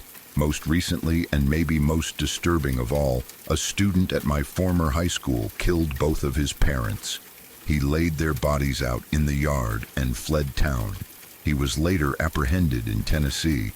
Reports said he showed little remorse. That story felt like something out of a nightmare, the kind of thing you never expect to be connected to a place you once walked through every day. When I sit and think about all of this together, it feels overwhelming. Individually, each story is tragic enough. Together, they form this backdrop of constant loss, violence, accidents, and death that shaped how I see the world. As a kid and teenager, I didn't always consciously process these events. I just lived alongside them, absorbing the fear, the sadness, the disbelief. There are probably more stories I'm forgetting, moments that didn't come to mind while brainstorming, names and faces that have blurred with time. But even this list alone feels heavy. It explains a lot about why I became so aware, so cautious, and sometimes so numb. When death and tragedy show up again and again, they stop feeling rare. They start feeling possible everywhere, all the time. Looking back now, I can see how deeply all of this affected me, even if I didn't understand it back then. These weren't just stories. They were reminders, repeated over years, that life can change in an instant, that safety is fragile, and that sometimes there is no meaning or fairness to what happens. It's a lot to carry, especially when you grow up surrounded by it. Sorry to interrupt. If you're new here, I'd appreciate it if you subscribe to Shadow Archives for daily true horror content that will California, about 30 minutes from the border, in an area that most people would probably consider normal and familiar. It's the kind of place where you have big chain stores, busy parking lots, and people going about their daily routines. For a while, there had been warnings circulating online and through word of mouth about attempted abductions of girls in parking lots at places like Walmart, Vons, and other grocery stores. From what I knew, no one had officially gone missing, and because of that, I didn't take the warnings as seriously as I should have. I've always been someone who runs errands alone. I actually preferred going to Walmart late at night because there were fewer people, shorter lines, and less noise. It felt calmer, easier. I never thought of myself as careless, just independent. I didn't think something like that would happen to me. Those stories always felt like something that happened to other people, not in my everyday life. One night, I went to Walmart like I had many times before. It was late, the store wasn't crowded, and everything felt normal. I did my shopping, paid, and walked out with my bags in my hands. The parking lot was dimly lit in that way big parking lots usually are at night. You can see well enough, but there are plenty of shadows, plenty of spaces where someone could stand without drawing attention. As I walked toward my car, I noticed a man standing on one of the little islands in the parking lot, the kind with a tree planted in the middle.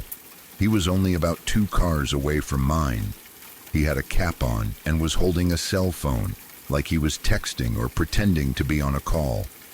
At first, I didn't think much of it.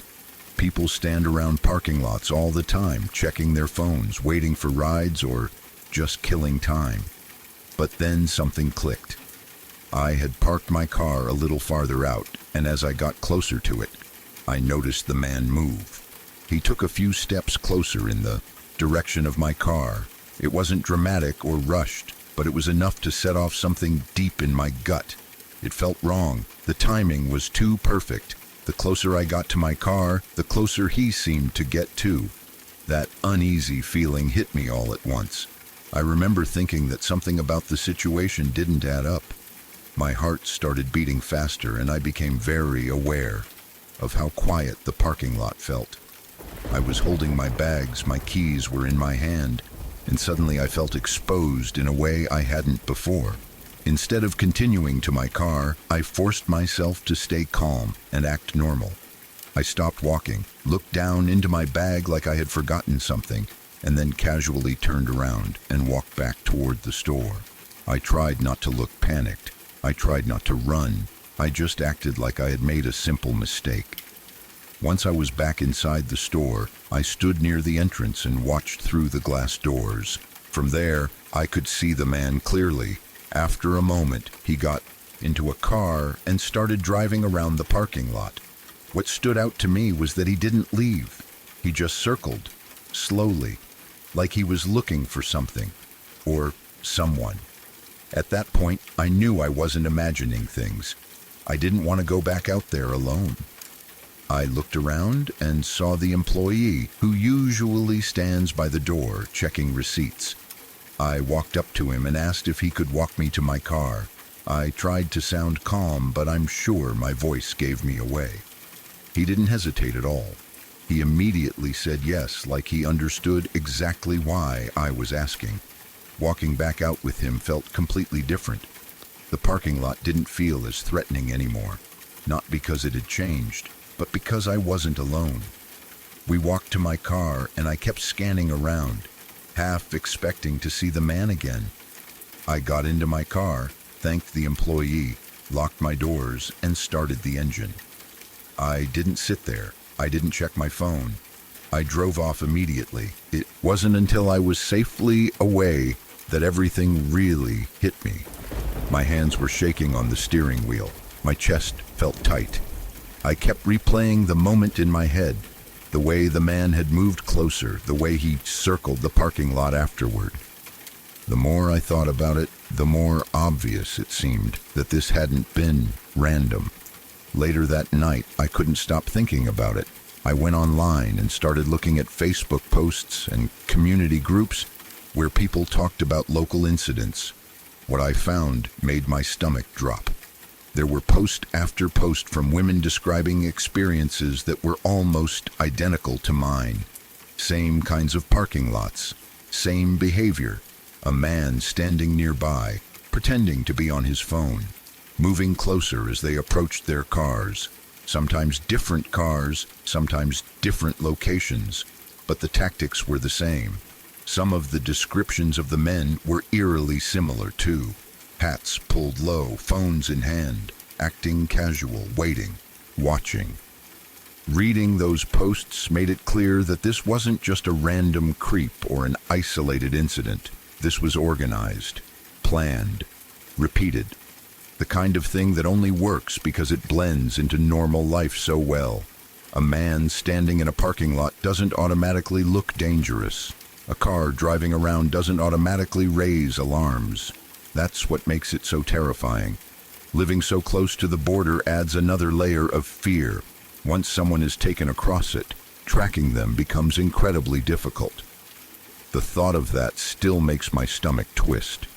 The idea that someone could disappear so quickly, so quietly, without anyone realizing what had happened until it was far too late, is horrifying. Looking back, I realize how close I came to something much worse. If I hadn't trusted that gut feeling, if I hadn't turned around, if I hadn't asked for help, any one of those things could have changed the outcome. It scares me to think about how many times people ignore that feeling because they don't want to seem rude, paranoid, or dramatic. After that night, everything changed for me. I don't go to stores alone late at night anymore. I don't brush off warnings the way I used to. I pay attention to my surroundings in a way I didn't before. That sense of safety I used to have, the belief that I could just exist without thinking too much about danger, is gone. What stays with me the most is how normal it all felt at first.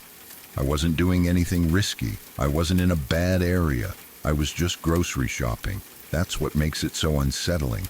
These things don't always happen in dark alleys or abandoned places. Sometimes they happen in well-lit parking lots, right outside busy stores, while people are just trying to live their lives. I know now how important it is to listen to that instinct, that quiet voice that tells you something isn't right, even when you can't explain why. That night taught me that being cautious isn't being paranoid. It's being aware, and that awareness might be the only thing standing between you and something you can't come back from. I still think about that man sometimes. I wonder how many times he tried the same thing. I wonder how many people didn't make it back to their cars safely. And I think about how easily it could have been me if I had taken just a few more steps forward instead of turning around.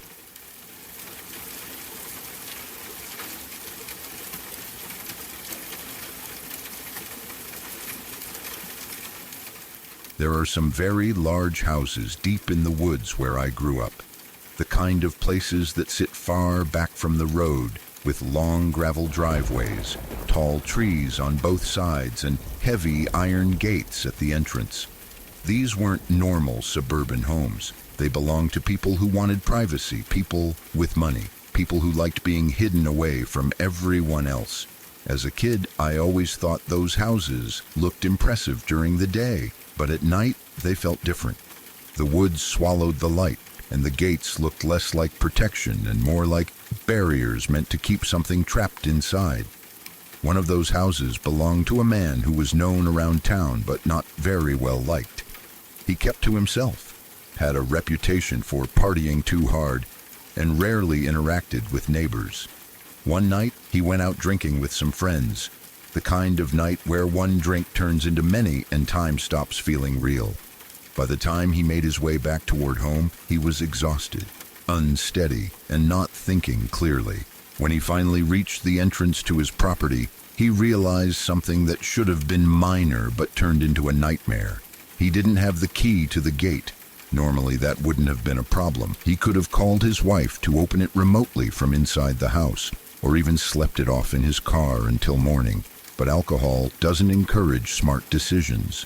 Instead of stopping to think, he decided he would just climb over the gate. The gate itself was tall, made of thick iron bars with sharp spikes at the top. It wasn't decorative in a friendly way. It was designed to keep people out, and it did its job well.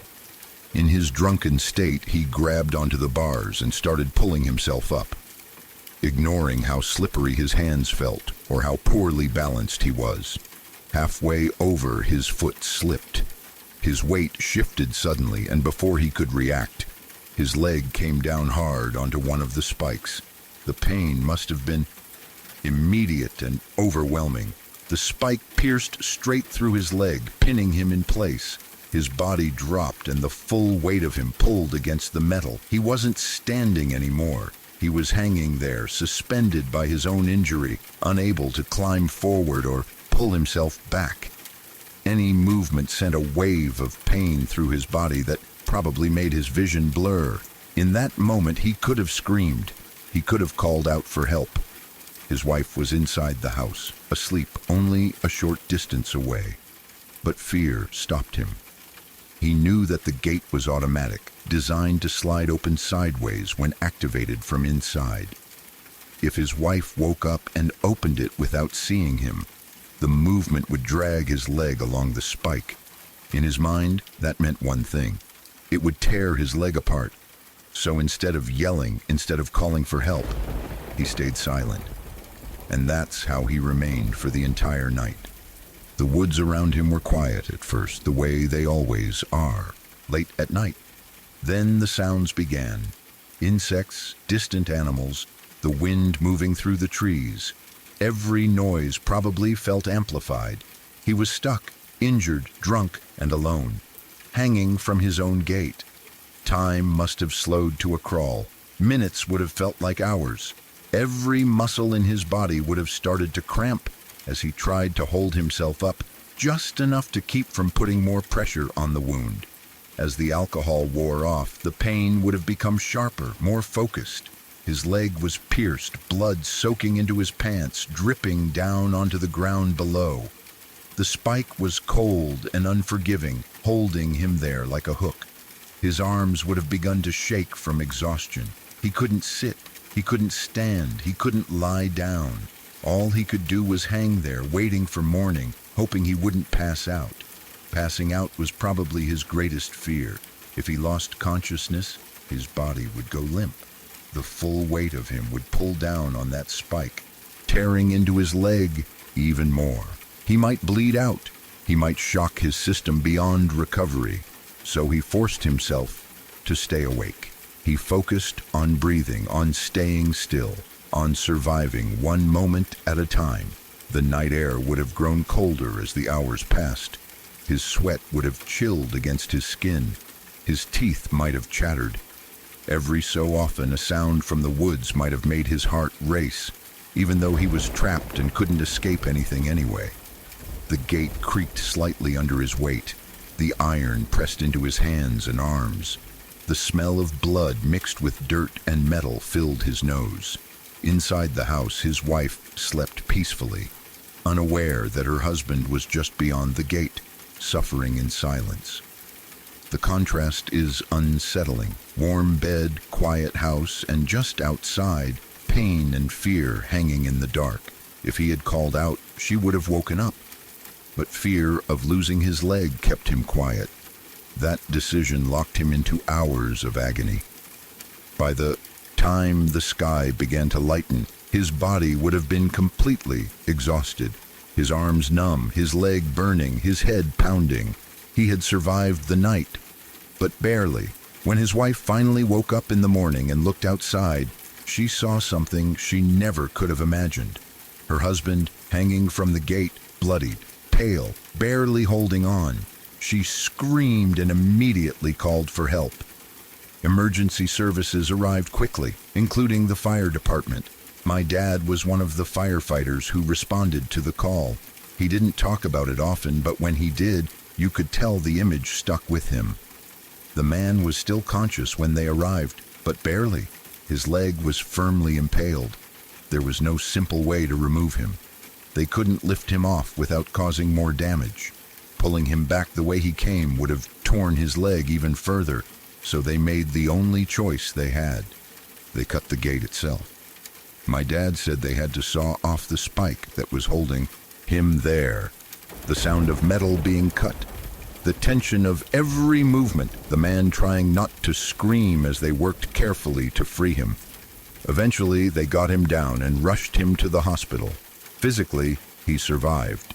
His leg was badly injured, but it wasn't lost. He healed over time. But the story never really left the town. People talked about it quietly, shaking their heads, imagining what it must have been like, hanging there all night, afraid to ask for help, trapped by your own choices. What makes the story unsettling isn't just the injury, it's the silence, the idea of being so close to safety, so close to help, and choosing not to call out because the risk feels worse than the pain you're already in.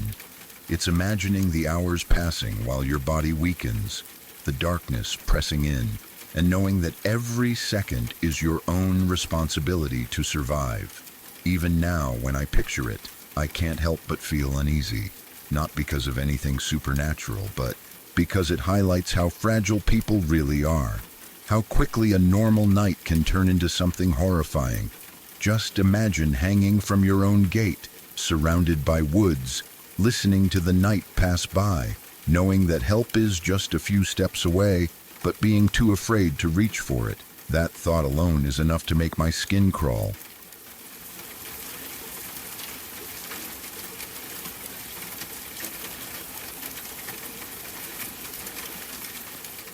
This one didn't happen to a friend or a friend of a friend.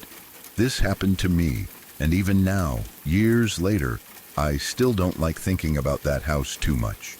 At the time, I tried to explain things away, tried to stay calm and rational, but there were moments in that place that made my stomach drop in a way I can't really describe. It wasn't constant terror. It was more like a slow, creeping realization that something about that house wasn't right. and that it noticed us noticing it. We moved to Wisconsin when I was still pretty young. The house wasn't deep in the middle of nowhere, but it also wasn't in town. It sat in what people there call the county, just outside the limits, where the roads get quieter and the properties spread out a bit more. There were trees around, patches of open land, and neighbors close enough to see but far enough away that you didn't feel crowded. During the day, it seemed peaceful. At night, it felt isolated in a way that was hard to put into words. When we first moved in, we did what most people do. We met the neighbors, introduced ourselves, asked a few casual questions about the area and the house. At some point, the conversation turned to the people who had lived there before us. That's when things got a little strange. One of the neighbors smiled in a polite but uncomfortable way and said the family had been nice enough, but then paused before adding that the mother was interesting. The way they said it made it clear that interesting wasn't meant in a good way. As we talked more, bits and pieces came out. Apparently, every bedroom door in the house had been replaced shortly before the family moved out.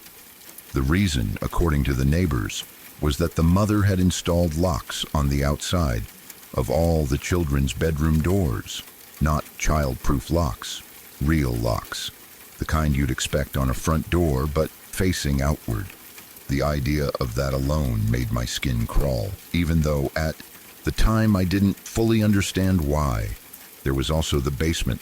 The house had one, but it didn't have any windows at all, not even small ones near the ceiling. It looked like it had been completely redone at some point. Newer than the rest of the house, cleaner, almost too clean. No one outright said anything bad happened down there, but no one had to. The implication hung in the air, and after that conversation, I found myself thinking about it more than I wanted to. At first, nothing seemed wrong. We unpacked, settled in, and started living our normal lives. A couple of months passed before we noticed anything unusual, and even then it started small. My father and I began noticing that whenever we set glasses on the counters, they would tip over or fall off entirely. At first, it felt silly to even mention it. Counters aren't always level. People bump into things. Gravity exists.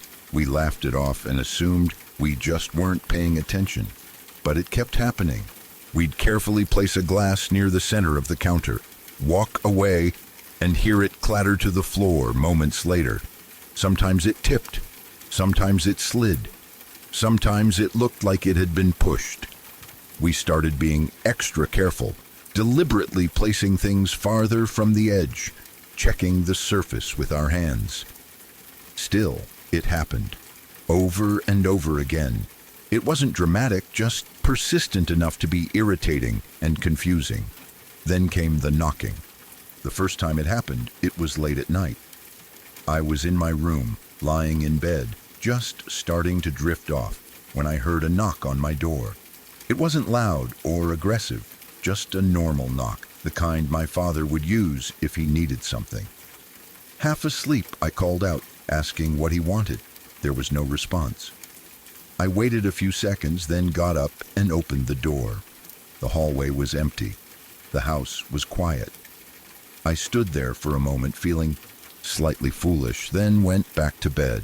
A few minutes later, my father stepped out of his room and asked why I had knocked on his door. I told him I hadn't. I explained that I only got up because I thought he had knocked on mine. We both stood there, looking at each other, trying to make sense of it. Neither of us felt particularly scared at that moment. It was more confusing than anything. Eventually, we shrugged it off and went back to our rooms. After that, things started happening more often. Small things at first, the kind of things you might question yourself over. I would catch shadows moving in my closet when nothing else in the room was shifting. I'd look again, and everything would be still. Branches would be left on our doorstep, not blown there by the wind, but placed neatly, almost intentionally. We'd find them in the morning, and no one could explain how they got there. By that point, I had more or less accepted the idea that the house might be haunted. It sounds ridiculous to say that so casually, but when you live with strange things long enough, your brain adjusts. It becomes part of the background. You don't panic over every noise. You just stay alert.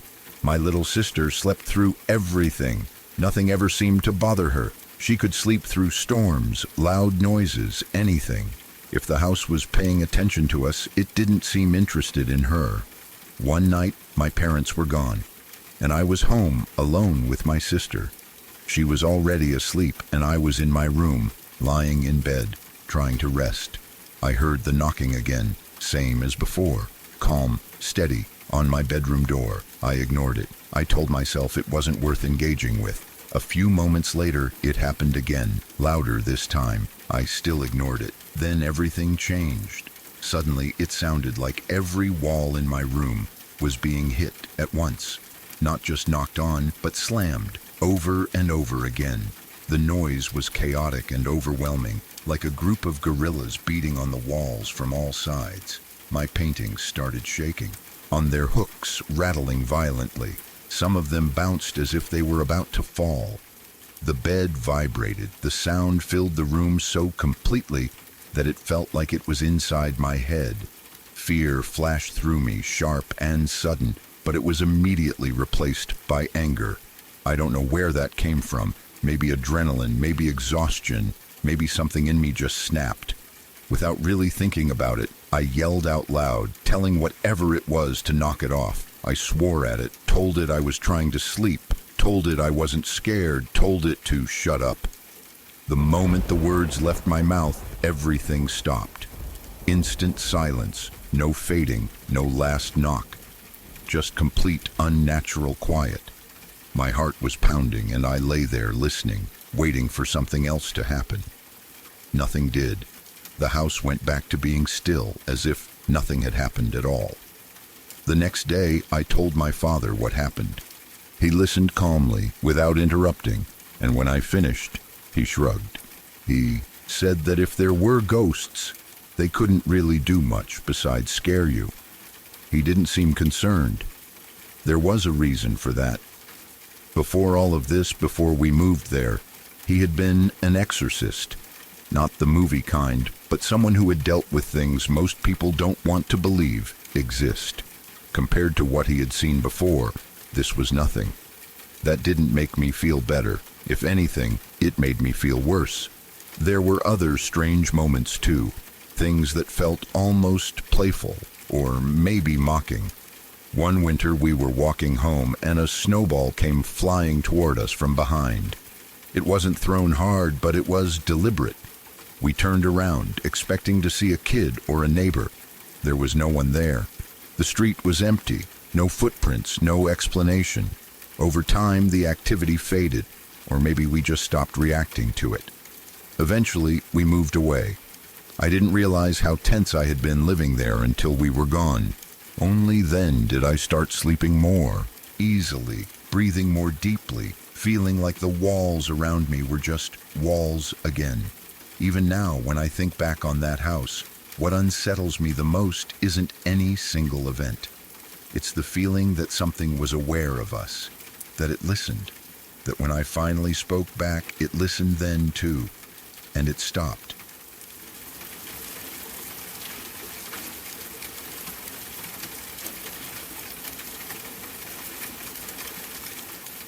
My freshman year of college is something I usually remember in pieces. New independence, long hallways that all looked the same, late nights, and the strange mix of excitement and exhaustion that comes with living in a dorm for the first time. At the time, nothing about that year felt especially dark or dangerous. If anything, it felt routine. Looking back now, that's what makes this story so unsettling. What happened didn't announce itself with screams or alarms. It crept in slowly, quietly, through something as simple and easy to ignore as a smell. I lived on campus in one of the older dorm buildings. It was tall, narrow, and built in a way that made every floor feel like a long tunnel. The second floor was where I spent most of my time. My boyfriend lived at the very end of the hall, so every day I walked the full length of it to see him. It became a habit. I could probably have walked that hallway blindfolded. I knew where the lights flickered slightly, where the carpet dipped, which doors slammed louder than others. It was familiar and safe, or at least I thought it was. One afternoon, while walking down the hall like I had done countless times before, I noticed a smell. It was faint at first, barely noticeable, but distinct enough that it made me wrinkle my nose. It wasn't the usual dorm smells like old food, trash, or mildew. This was different. It was sharp and metallic, almost coppery. At the time, I couldn't quite place it, and because it wasn't overwhelming, I ignored it and kept walking. Over the next few days, I noticed it again and again, always in the same spot. About 3 or 4 rooms down from my boyfriend's room, the smell lingered in the air. It didn't move. It didn't fade. It just hovered there, as if it belonged to that specific section of the hallway. Each time I passed through, it seemed a little stronger. Still, I told myself it had to be something harmless. Maybe a spill. Maybe someone hadn't taken their trash out. Dorms were full of weird smells, and no one ever questioned them too deeply. By the end of that first week, the smell was impossible to ignore. It had grown heavier, thicker, almost sticky in the back of my throat. It made my stomach turn slightly if I breathed too deeply. I started pointing it out to my boyfriend, and soon it became a running joke between us. Every time we walked past that area of the hall, one of us would comment on it. We'd laugh and exaggerate how gross it was, covering our noses and making dramatic faces. Humor was easier than discomfort, and neither of us seriously considered that something was actually wrong. As the days went on, the smell didn't just stay the same. It intensified. It seeped into the carpet, into the walls, into the air itself. It was no longer something you noticed only if you paid attention. It hit you the moment you reached that part of the hall. Other students started commenting on it too. Some complained to each other, some shrugged it off, and some joked about a dead animal in the vents. No one seemed alarmed enough to report it. About a week and a half after I first noticed the smell, everything changed. One morning, the hallway was chaotic in a way I had never seen before. Maintenance workers were moving quickly, hauling equipment, talking in low, urgent voices. Water had started flooding the area directly beneath that room. The ceiling below was dripping steadily, and parts of the hallway floor were wet. People were standing around whispering, confused and annoyed, wondering how something like that could happen. At first, I assumed it was just a plumbing issue. Old buildings have problems. Pipes burst, toilets overflow. It was inconvenient, but nothing more. That's what I thought until I saw the expressions on the faces of the maintenance workers when they came out of that room. They didn't look annoyed or frustrated. They looked shaken. Word spread quickly, as it always does in dorms, even when administrators try to keep things quiet. Someone overheard something they weren't supposed to. Someone else saw something through a partially open door. The details trickled out slowly at first, distorted and incomplete, but horrifying even in fragments. The single occupant of that room had been capturing small animals. No one knew exactly how long it had been happening. Days, maybe weeks. He had been trapping small animals, killing them inside the dorm room and using their blood to write messages on the walls and bathroom mirror. The writing wasn't random scribbles. It was deliberate, repeated, obsessive. Words and symbols referencing evil and Satan, scrawled in dark, drying streaks that had soaked into the paint and glass. The smell suddenly made sense in the most awful way possible. After killing the animals, he attempted to flush their carcasses down the toilet, over and over again. That's what caused the flooding. The plumbing couldn't handle it, and eventually it backed up and burst, sending water and filth down into the floor below. That failure was the only reason anyone discovered what was happening in that room. When maintenance walked in, they weren't prepared for what they found. The room wasn't just messy or dirty. It was something else entirely. The The walls, the mirror, the bathroom. Everything had been altered, stained, turned into something grotesque. The air inside was thick and overwhelming. It wasn't just the smell of decay, it was the smell of blood, metal, rot, and something deeply wrong. Campus police were called immediately. The student was removed from the dorm and taken to a psychiatric hospital. After that, the school moved fast. Too fast. Within days, the room was sealed off. It was fumigated, stripped, and completely redone. New carpet, new walls, new fixtures. It was as if they were trying to erase the fact that it had ever happened at all. Administrators sent out vague emails about a maintenance issue and reassured students that there was no danger. They didn't mention animals. They didn't mention blood. They didn't mention the writing. Officially, nothing unusual had happened. Unofficially, everyone knew something terrible had taken place. One student managed to get photos and video before everything was cleaned up. No one knows exactly how. Maybe they were friends with someone on the maintenance crew. Maybe they were just in the right place at the wrong time. Those images started to circulate quietly, passed from phone to phone in hushed conversations. I never saw them myself, but I heard enough descriptions to know I didn't want to. The administration found out quickly. That student was cornered, pressured, and forced to delete everything. The images vanished as if they had never existed. Anyone who talked too openly about what happened was warned to stop spreading rumors.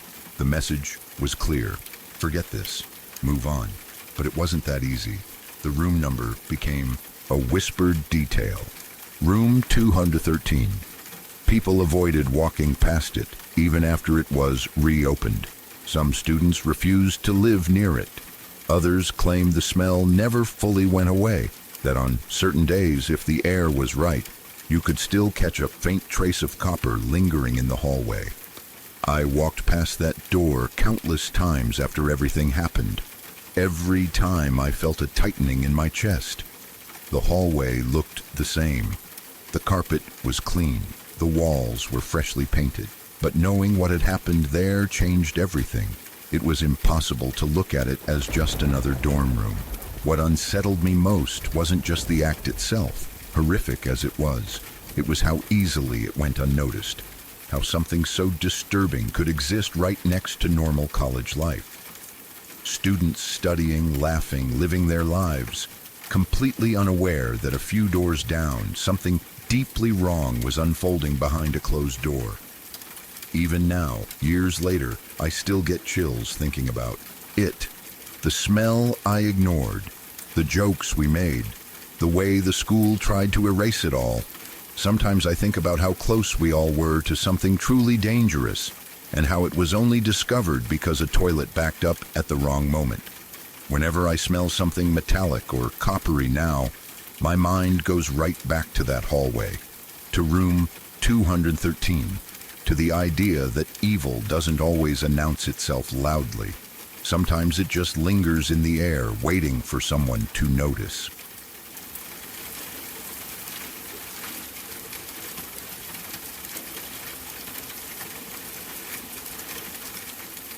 This story happened to a very close friend of mine, or at least, that is what he claims. It took place several years ago, but despite the time that has passed, he has never changed a single detail of his story. He still swears by its truthfulness to this day.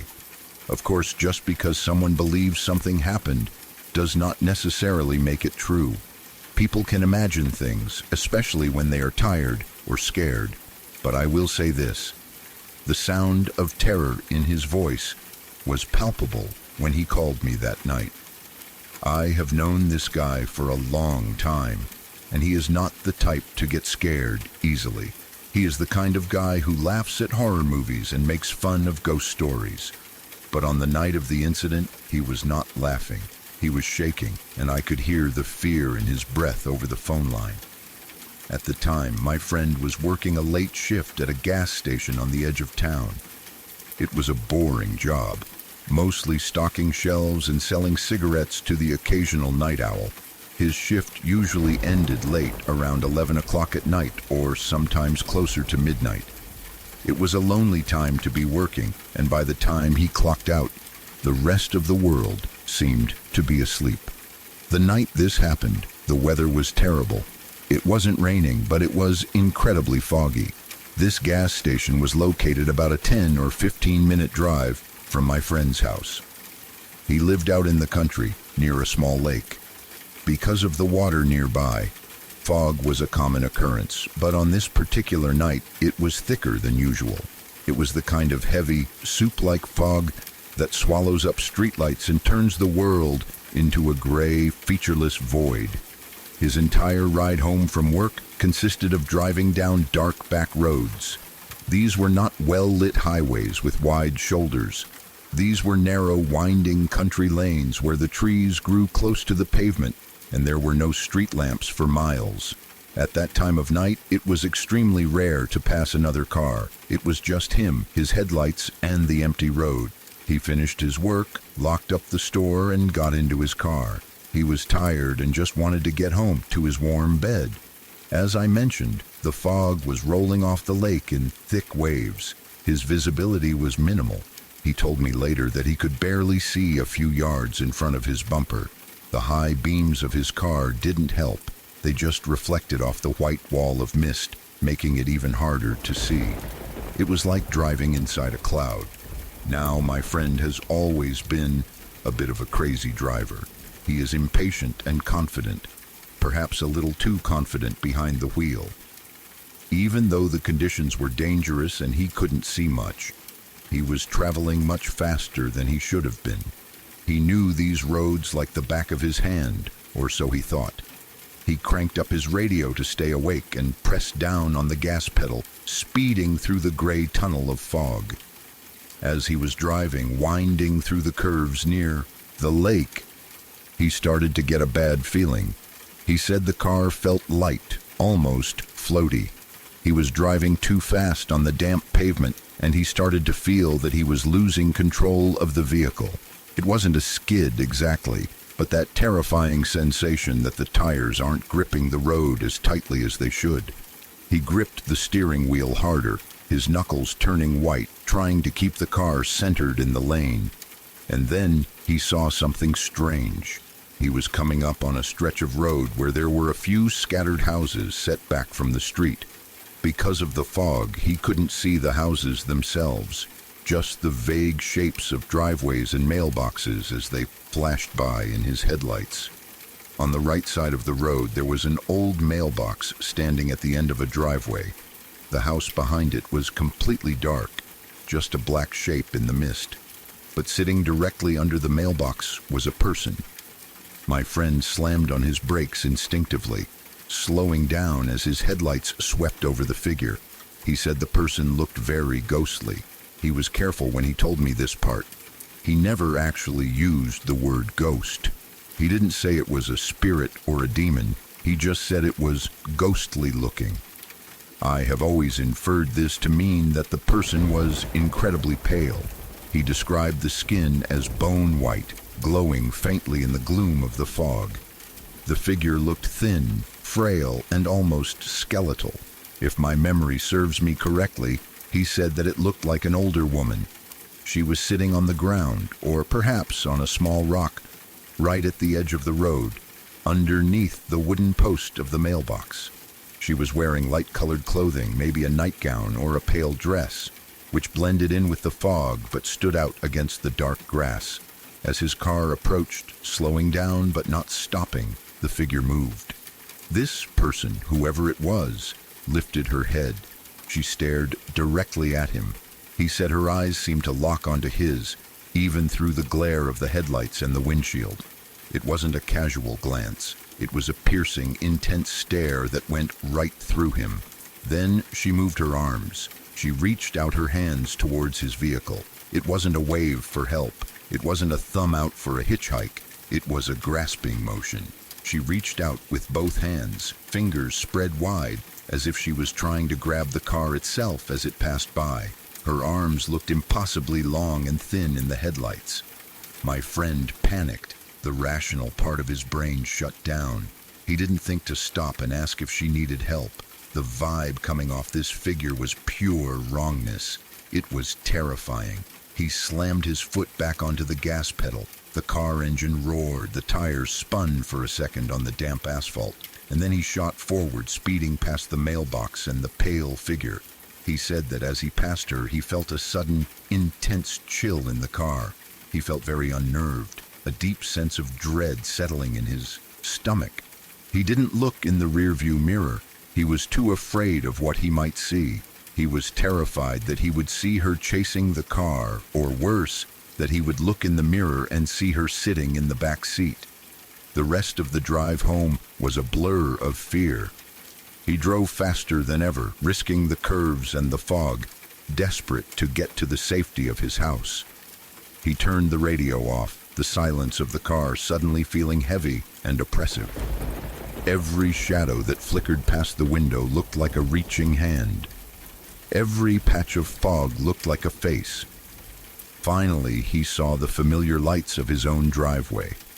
He pulled in, tires crunching on the gravel, and parked the car closer to the front door than usual.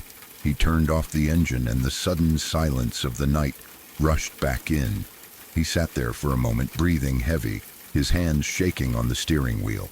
He told himself he was being ridiculous. It was probably just a confused old lady, maybe someone with dementia who had wandered out of her house. He tried to rationalize it. He unbuckled his seatbelt and opened the car door. The dome light flickered on, illuminating the interior of the car. He stepped out onto the driveway, the cool night air hitting his face. He felt a wave of relief. He was home. He was safe. He walked around the back of the car to head toward the front door of his house. As he passed the passenger side of the vehicle, the side that had been facing the mailbox and the figure, something caught his eye. The street lamp from his driveway cast a glow over the car. On the rear passenger window there was a smudge. He stopped. He leaned in closer to look. His heart stopped in his chest. There, clearly visible on the glass, were two handprints. They were not smudges from the fog. They were distinct, clear prints. They looked like they had been made by hands that were covered in a fine gray dust, or perhaps just the oil from skin. But the placement was what terrified him. The handprints were dragged. It looked as if someone had slapped their hands against the glass as the car moved past and tried to hold on. The fingers were long and thin. The prints were small, like the hands of a woman or a child. He stood there in his driveway, staring at the window. He knew for a fact that those prints had not been there when he left work. He washed his car regularly. He was proud of it. The windows had been clean, and he hadn't stopped anywhere. He hadn't picked anyone up. He hadn't rolled down the window. The only time anything had been close to that side of the car was when he passed the old woman under the mailbox, but he had been driving fast. He had been moving at 40 or 50 miles per hour when he passed her. For her to leave handprints, she would have had to reach out and touch the car with impossible speed. She would have had to make contact with a moving vehicle without breaking her wrists. The realization hit him like a physical blow. The figure hadn't just reached out. She had touched him. She had touched the car. He didn't stay to examine them any longer. Needless to say, he darted inside his house as quickly as possible. He fumbled with his keys, unlocked the door, and slammed it shut behind him. He locked the deadbolt. He locked the chain. He turned on every single light in the house. He went to the window and peered out through the curtains, half expecting to see the pale figure standing in his driveway, staring at the house. But the driveway was empty. The car sat there, silent and still, with the handprints on the glass. That was when he called me. It was late, past midnight, but he didn't care. He needed to hear a human voice. He told me the entire story, stumbling over his words, his voice trembling. He told me about the fog, the speeding, the figure, and the handprints. I tried to calm him down. I told him maybe he had leaned against the car earlier and didn't realize it. Maybe it was a prank by someone at the gas station. I tried to offer every logical explanation I could think of. He wouldn't hear it. He insisted that the prints were fresh. He insisted that he saw her reach out. He knew what he saw. The next morning, he went out to the car in the daylight. The handprints were still there. He took a picture of them, but the photo was blurry and hard to see against the glare of the sun. He ended up washing them off that same morning because he couldn't stand looking at them. He said he felt like the car was tainted. He never drove down that back road at night ever again. He started taking a different route home from work. It added 20 minutes to his commute, but he didn't care. He said it was worth it to avoid that specific stretch of road, that specific mailbox, and whatever was waiting in the fog. To this day, he still works at a gas station, though a different one now, and if you ask him about that night, his face will go pale. He will get quiet, but if you push him, he will tell you the story exactly the same way he told me that night. He believes, with every fiber of his being, that he saw something unnatural. He believes that the woman under the mailbox was not living, and he believes that if he had been driving just a little bit slower, she might have done more than just leave handprints on the glass. She might have gotten in. I don't know if I believe in ghosts. I don't know if I believe that the dead can touch our world. But I know my friend. I know he is honest. And I know that he was absolutely terrified. And sometimes that is enough to make you wonder what really hides in the fog on those dark, lonely back roads. It makes you realize that we are isolated in our little metal boxes when we drive at night, and we are not as safe as we think we are. All it takes is one foggy night, one wrong turn, and one figure waiting in the dark to change your life forever. The image of those handprints still haunts me, even though I never saw them myself. Just the idea of it, driving fast, thinking you are safe, only to find out that something touched you while you were moving. It is a violation of the laws of physics and a violation of our sense of safety. It suggests that there are things out there that are faster than us, things that want to hold on to us. So, whenever I am driving at night and the fog starts to roll in, I think of him. I slow down, I check my mirrors, and I pray that if tonight's stories stayed with you, leave a like. Subscribe if you're drawn to the quiet kind of horror, the kind that doesn't need to shout. Some things don't chase you, they just wait. This is LURK. I'll see you next time.